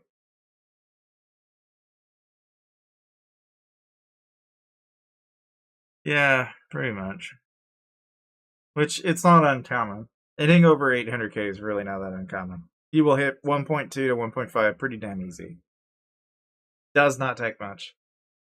Very easy to get well over that. I don't know very many rally traps that aren't hitting in excess of 1.5 million. Even the good ones. And that's against top players. Now, if you're talking like average fucking Joe Blow, dude, you don't even fucking need to worry about it. If you're overthinking that, you're doing it wrong. You don't need to fucking overthink that. Because if the guy's doing less than 800k, that guy's sending a fucking like, you can mollywop the fuck out of him probably. If he sends and he gets a walk back, like, if he does less than 800 king wounds, you could probably rally the guy. I'm just saying, like it's chances are the guy that tries to the guy that does that kind of rally, you can mollywop all fucking over with. Chances are, so it's like, That's the thing. A lot of people who have higher troop counts probably can't, and that's true. It's like because typically you won't be able to find the value, which is kind of the issue with them in the first place. But I don't know. It's a fucking bitch, man. It really is. But even on a good day, right? You look at it, you have to pessimistically concede in that every time you go against a rally lead these days, you're dealing with somebody that's tens of thousands of dollars more into the game. So you're always at a disadvantage. One of the things that I always find interesting is, like, I had a guy that was having conversations with me not that long ago, which was like, okay, let's say, for example, you have 221, 207, and 202. What if I told you that, okay, your army HP right now is going to be, 195. You can either bring this up 100%, and now you have, instead of 195, you have 295. And instead of having 221, you have 281 for infantry, right? But you leave these two stats the same. Or, instead of having an increase of 100% in HP, you take the HP away, you drop it down, instead of 180 or 195, now you're like maybe 220, 230. But now instead of 230 and having, say 280, you have maybe 300 for inf attack. What's more worth it? 300% inf attack or the extra 100 and some odd percent you get out of HP? And the question then becomes okay, well, what's more valuable to you? Are you getting hit by range? Well, then the infantry is more valuable, and therefore you need the inf attack, and therefore you need the DPS. Now, what formation are you sitting in? Are you in range wedge, inf wedge, or cav wedge? If you're in cav wedge, well, whatever phalanx you're sitting in needs the HP. So logically, if you're going to get hit and you're in range wedge, and chances are you're going to need the range HP, and therefore you're going to need the HP from army HP to be able to soak that hit. So when you look at it, the question has always became, okay, well, attack is better than HP, and HP is better than defense. But how do I determine whether I want more of one unit stat versus my army stats? That's the thing that a lot of people I've seen, for some reason, they can't get this through their fucking head. But when you're looking at this, what you're looking at is 300% HP as opposed to, say, 150 some odd percent into a single unit stat. The only time where that's ever relevant is if you're countering whatever that unit type is. So if, for example, I'm going against range units, that attack damage is going to do a fuckload more to help me. However, if I compare that same situation to the HP, that means in every other situation that it is not range, okay, that I'm doing damage towards, then it doesn't do fucking shit for me, really. Unless it's a mix rally. The only time that's ever relevant is if it's a mix rally. But if it's any other situation, that imp stat is basically fucking useless at this point, because it doesn't do anything for me. Beyond being, waterfowl at that point. Because then the HP is more valuable in that situation. But at the same time, it's like, for example, it's a mix rally. Okay? Then it becomes more valuable. And the only reasoning behind that is because now if, let's say, you're in range wedge, he goes range phalanx, and he's sending a 424. Well, a vast majority of it is going to be inf, some of it's range, and a vast majority of it's cav, right?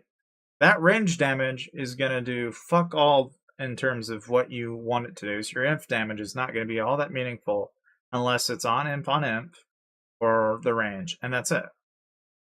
And so in some ways more than one, when you're comparing your HP bonus versus your, individual unit stat bonuses, in some ways more than one, it just depends on whether or not, when you're dealing with like a blast rally lead, which a lot of these blast rally leads that I've seen are doing like 800 to 900% and did not one but two fucking unit stats at a time, and then they're like 400 to 500 or even 600% into these stats down here. So they're stupid high up there. And so a lot of the time you're looking at that and trying to think, okay, well, if I'm 500% mixed, How the fuck am I supposed to deal with a guy that's 1,000%, double my stats, basically?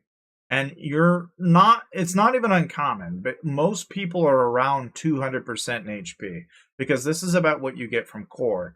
If you do the math and you look at what you get in artifacts, and then you get in astrolite, and then a couple of other places, you get like another 400% that you normally don't get. And this is part of the reason why I feel like mixed rallies are such a big fucking deal now. It's because there's about a 300% difference in HP now that most of these traps have, for the longest time, have been told, okay, get 500% here, but don't do fuck all in HP. Don't do fuck all down here. And that's the fucking mistake that they're making, that they're wondering, well, why the fuck is this not working? Well, that would be why.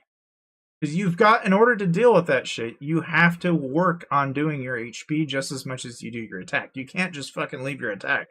Assume that's the only way in, and assume it's going to do you all the way through. Because the only way you're going to be able to put up with the people that are in that fucking realm of game is by increasing those stats conversely as much as they are. And that's the problem. It's a keep up with the Jonas's mentality that I don't think anybody likes, but that's the game that IGG's playing with us. Is that they know that, and they'll continue to fucking stretch that out until it's very fucking blatantly clear. And it's already pretty clear, but it's going to get blatantly clear at some point when people will finally pick it up and say, fuck this shit. Because it's not worth it. It'll become more valuable for the attacker than it will be the defender. When that gets to that point, you'll probably see a lot of traps just up and quit playing the game, because it won't be financially motivating for them anymore. But until that day, the most you can really say about it is that if you're wanting to handle it, the most you can do, at least in my opinion anyway, is that your HP stats got to be brought up across the board evenly, as much as your attack stats are. And you have to try and bring those up as much as you possibly can. Now, conveniently, if you happen to know, like, if it's a blast rally, and you know that, okay, if I'm getting sent Inf at me, you can switch to a blast set if you've got it. Because if you know its range, go Inf Blast, you're going to do a shitload more damage if you do that. Because it just logically makes more sense. But it also is kind of important to know what you're actually defending in, too. I say that, and it's like, well, okay, if you're in range wedge, but you go on an Inf Blast set, you're still fucking yourself. Because now you don't have any range HP. You cannot fucking do that. Like, you don't want to do that. You'll still do a shitload of damage, you just won't be able to soak as well. You can't, like, not do that, if that makes any sense. Even though attackers can get away with it because they can put like a few hundred units up in front, and they can basically let those units soak it, because they're just fucking fluff troops, so they can get away with that shit. But you can't do that as a trap. You don't get that luxury. That's one of the advantages the attackers have. One of the disadvantages they have, though, is they lose fucking everything that gets hit.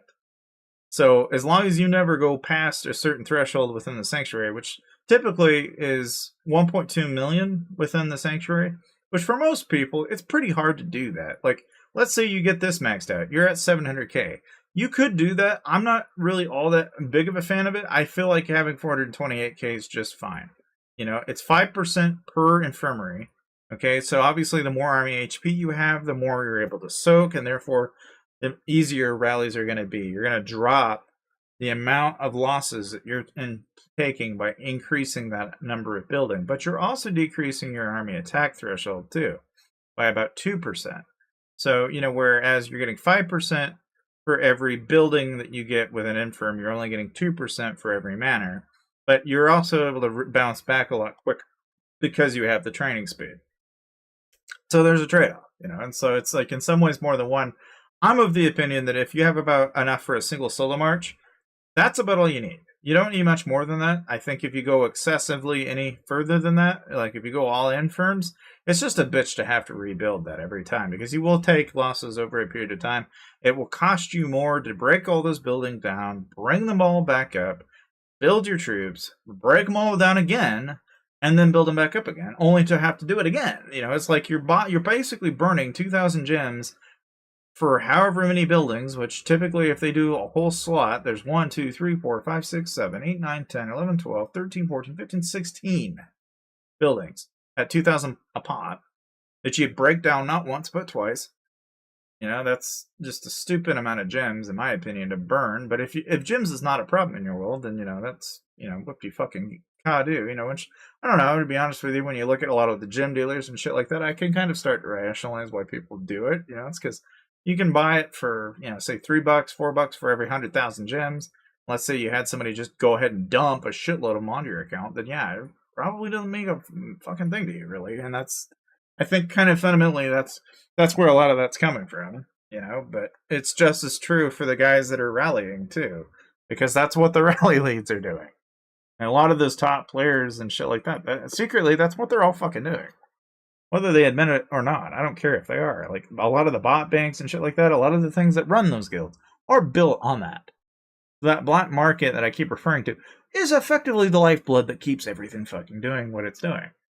And without it, it wouldn't run. It just would fall off fuck apart in a matter of minutes. And even these bot guilds that you see in like Kingdom 888, which again, we just learned this today, a little over 6,000 out of 11,000 accounts in this kingdom are bots. Which is just fucking hard to imagine. But it also isn't surprising considering that KDM and LHFAM are in this kingdom. You know, it's like, after a while, I'm like, okay, I can kind of start to rationalize. And the way that, like, for example, like this H4N guild, or H8N guild looks to have counteracted this, is they've got all of their accounts, every time somebody gets rallied, all of those accounts collectively reinforce the same account. So they're fighting bots with bots.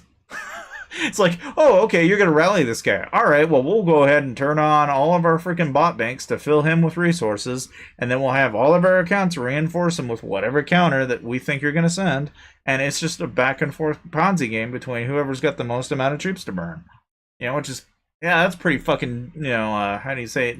It's a good way to get people not to be so motivated about doing something about hitting your targets, you know. It's like, that definitely fucking, you know, sends people off into the other direction.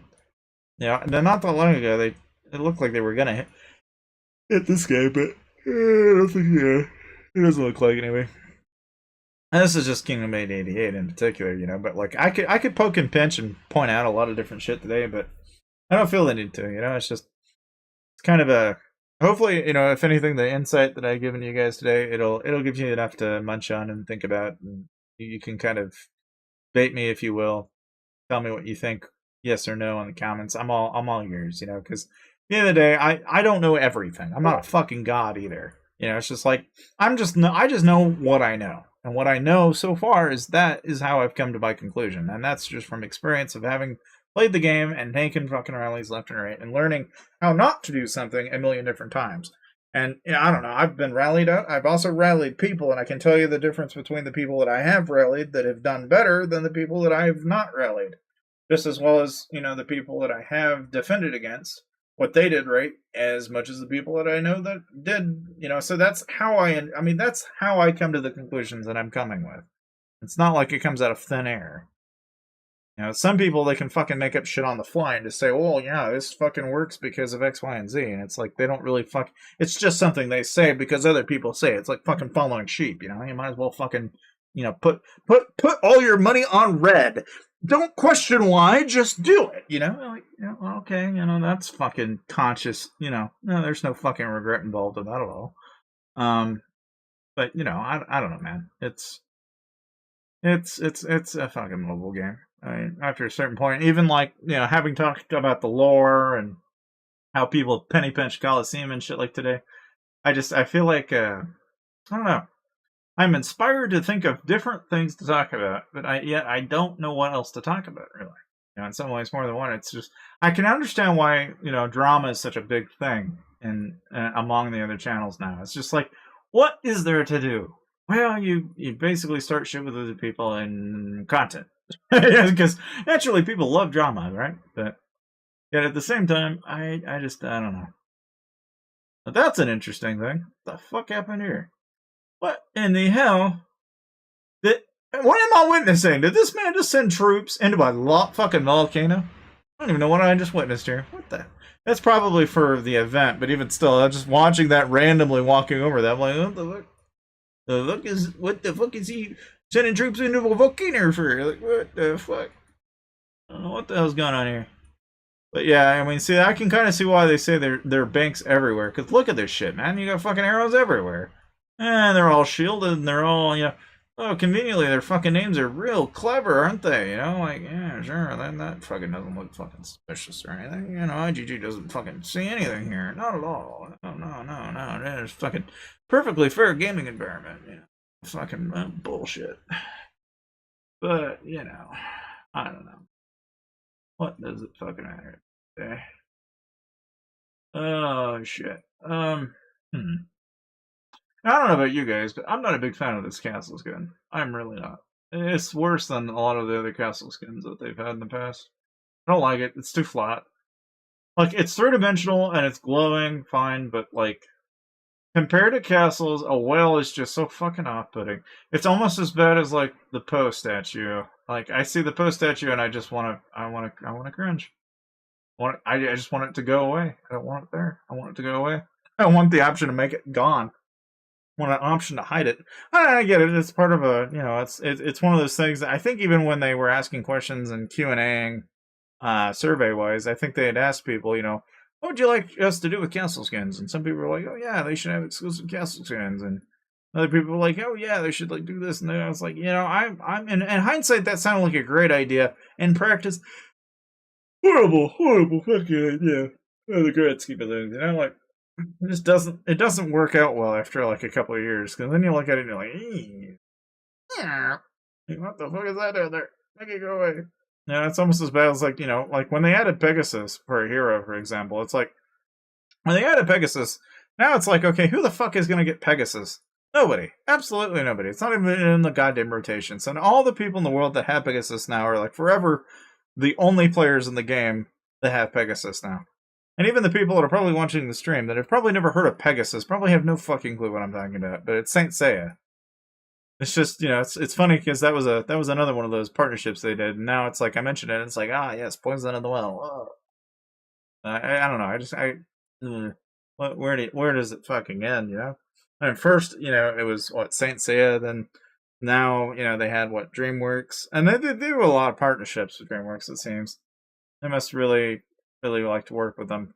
Which, I mean, it's all good and all, and I can kind of understand why, because, I mean, when you think about it, IGG does make other mobile games, Castle Clash, and, you know, they've got a couple of other IPs, so for them, it's not, you know, they don't grimace at the idea of working with other studios, because that's effectively what they are, is an art studio in a way, even though they've got some programmers, which, I mean, whoever did program this game, if there's anything that I've ever seen a shit sandwich on, this game is definitely that shit sandwich. Whoever's in charge of that's got a shit fucking piss and hell mess of, you know, I don't know who the hell's in charge of that, but that's got to be a pain in the ass. That cannot be fun. Not only trying to secure it, but also have to deal with all the havoc and all the issues that every other maintenance we seem to have. There's always somebody breaking the goddamn game. Like, not that long ago, I was watching the Reddit, right? And if you don't go to the lordsmobile Reddit, you really oughta. One of the things that somebody had discovered was that basically what you can do is you can put in like an ASCII character. Now, you know what an ASCII character is. It's basically just a character that it's usually typically used like for, you know, like for every letter in the alphabet, the computer has to have some set of numbers to associate to a letter, right? And somebody discovered that your certain Unicode characters and certain ASCII characters will register as a letter even though they're not the same number. So, for example, I could get away with typing my name as GRR Kappa, and if I were to search your name in the game, I would see GRR Kappa. But the problem is that if you were to actually look at my gear, it'd be two separate fucking accounts. And somebody discovered that you could actually flip-flop, and so basically people would look at your profile and see shit gear, and in reality you were actually wearing fucking Mythic Champ gear. And you had people getting fucking zeroed and shit like that.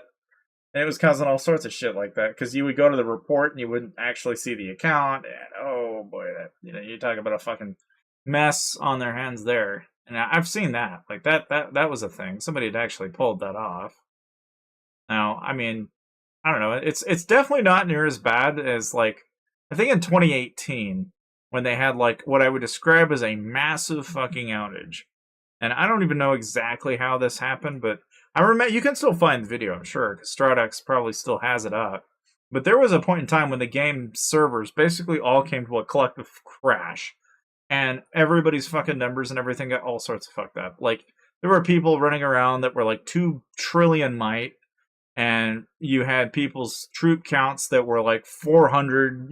They were excessively high for no apparent reason. You had people's gem counts that were like excessively high for no apparent reason. And of course, naturally, it was absolute fucking insanity for like a good hour or two when this occurred, because of course IGG servers were down, so they had no fucking way to actually. The weird thing is the servers were up, but I guess whoever was in charge of it, or whoever, had no control over it, I guess. I don't really entirely know what the hell happened that day, other than the fact that I remember what they had reported on at the time was something along the lines of, oh, we had a server center out in the Philippines or something that had gotten hit by what I think was a hurricane or something, and that caused that whole server to come crashing down on them, even though they have other servers in other parts of the world, so it didn't bring everything down. But when it did that, somehow, and I'm not sure how they actually go about storing, I'm assuming they have some kind of SQL database system of some kind that stores all the values for every single account in the game. But whatever got fucked up had evidently it caused some form of corruption, and they had to roll that all back to the nearest save that they had. Thankfully, they had a save. I'm glad that they did, because what a monumental fucking mess that would have been had they not had that. I just remember that day was like the day when people were like collectively losing their goddamn minds, because there were people that like bought and built a shitload of troops, and then they woke up the next day and it was all gone, and they're like, "What the fuck?" It's just something that even today, it's just baffling to think about. To think that it's like, yeah, you remember that champ pack you bought? Yeah, well, imagine it never showed up in your account. Imagine all that gear you did. It was never there. And just imagine trying to explain to support that, yeah, you did buy those packs, but they go to their stats are like, no, you didn't. And you're like, but my money's gone. Explain that. Yeah, it's like, oh shit, yeah, it looks like you paid for something and didn't get your money's worth. Well, isn't that fucking interesting? It's just a lot of shit like that. Well, I don't know. I mean, all the while, I poke fun at that, but it's something that happened in this game's past. It's like you don't hear about it anymore. Like, for example, one point in time, IGG even had their own equivalent of an esport for this game. So they put S8S, and I think it was. Well, it was S8S, and I think, what was it? No, it wasn't KRT. It was like KCK, I think. Yeah, KCK, S8S, and the only reason I remember S8S is S8S 1, and then I think it was JVT. I think might have been in that one way back when. I think JVT might have actually been in that. Yeah. Because you had SAS, I think JBT and KFK were in that. And then, I don't remember who else was. Well, the other thing, too, is that around that time, I know Tashi traveled to Los Angeles with Avatrex at one point in time, so I know they'd been there, but this was prior to that. It was like before they even gotten like into the major run with any of the shit that they were doing at the time. It's actually hard to think about, even really to think like in any significant way. Like it's actually kind of hard to fathom to think they'd even done that stuff. I mean, even nowadays, it would be nice to see them bring that back, because they had like their own little run-in with the esport that they did, and they basically just made it so that what it was basically a battle royale, but everybody was given in their guild like a set amount of players, so they had like 6 people from their guild. And those 6 people, they brought them to whatever place, and they basically built their accounts right there on the spot. Everybody was given all the same gear, all the same stats, all the same everything, right? But yet they could customize the armies and or change the gear however they so pleased. And so they would build up their accounts, set up their gear, and then they'd go to fucking town, and they'd fight for the battle royale. And that was actually more entertaining than I think a lot of the... I mean, don't get me wrong, Battle Royale is, every time it comes around, it's pretty interesting. But that was more entertaining in part because I think you really kind of saw the face behind a lot of those guilds. Instead of some nameless fucking group of people you never see or let alone know of. And it added a human element to a game that honestly doesn't really have a whole lot of human face to it half the time. Now, not that it matters, but it's just a thought to consider, I guess. Maybe it's a letter for IGG. Who knows? Will they ever do it again? Who knows? Would it be cool? Probably, but yeah, you never know. All the while, I'm just kind of sitting on the sidelines, just kind of relaxing, but I think that's pretty much it for the stream. I think there's not really a whole lot more to talk about for the day. So tomorrow we'll be doing gear checks, and again, 8 o'clock CDT for PM. And again, I usually typically close these streams around 11 o'clock, like right around now is how I plan on doing it. And, you know, if you have any questions or anything like that, feel free to ask me in the comment section below. If you'd like the stream, that would help out a fuckload as far as getting it out there, because I'm sure there'll be some people that'll completely blow this video off in the first like 10-20 minutes and then never really catch on what the hell happened throughout the entire stream, because there's a lot of fucking shit we talked about today and showed today. I mean, both all the fucking rallies and everything that went down last, you know, fucking Saturday, Dragon Arena, a whole lot of shit, you know. So this video is not really just all about Colosseum and me fucking ranting for like an hour and a half, but all the same, I hope that it was somewhat insightful. But feel free to let me know what you guys think, and I'll see you guys next day.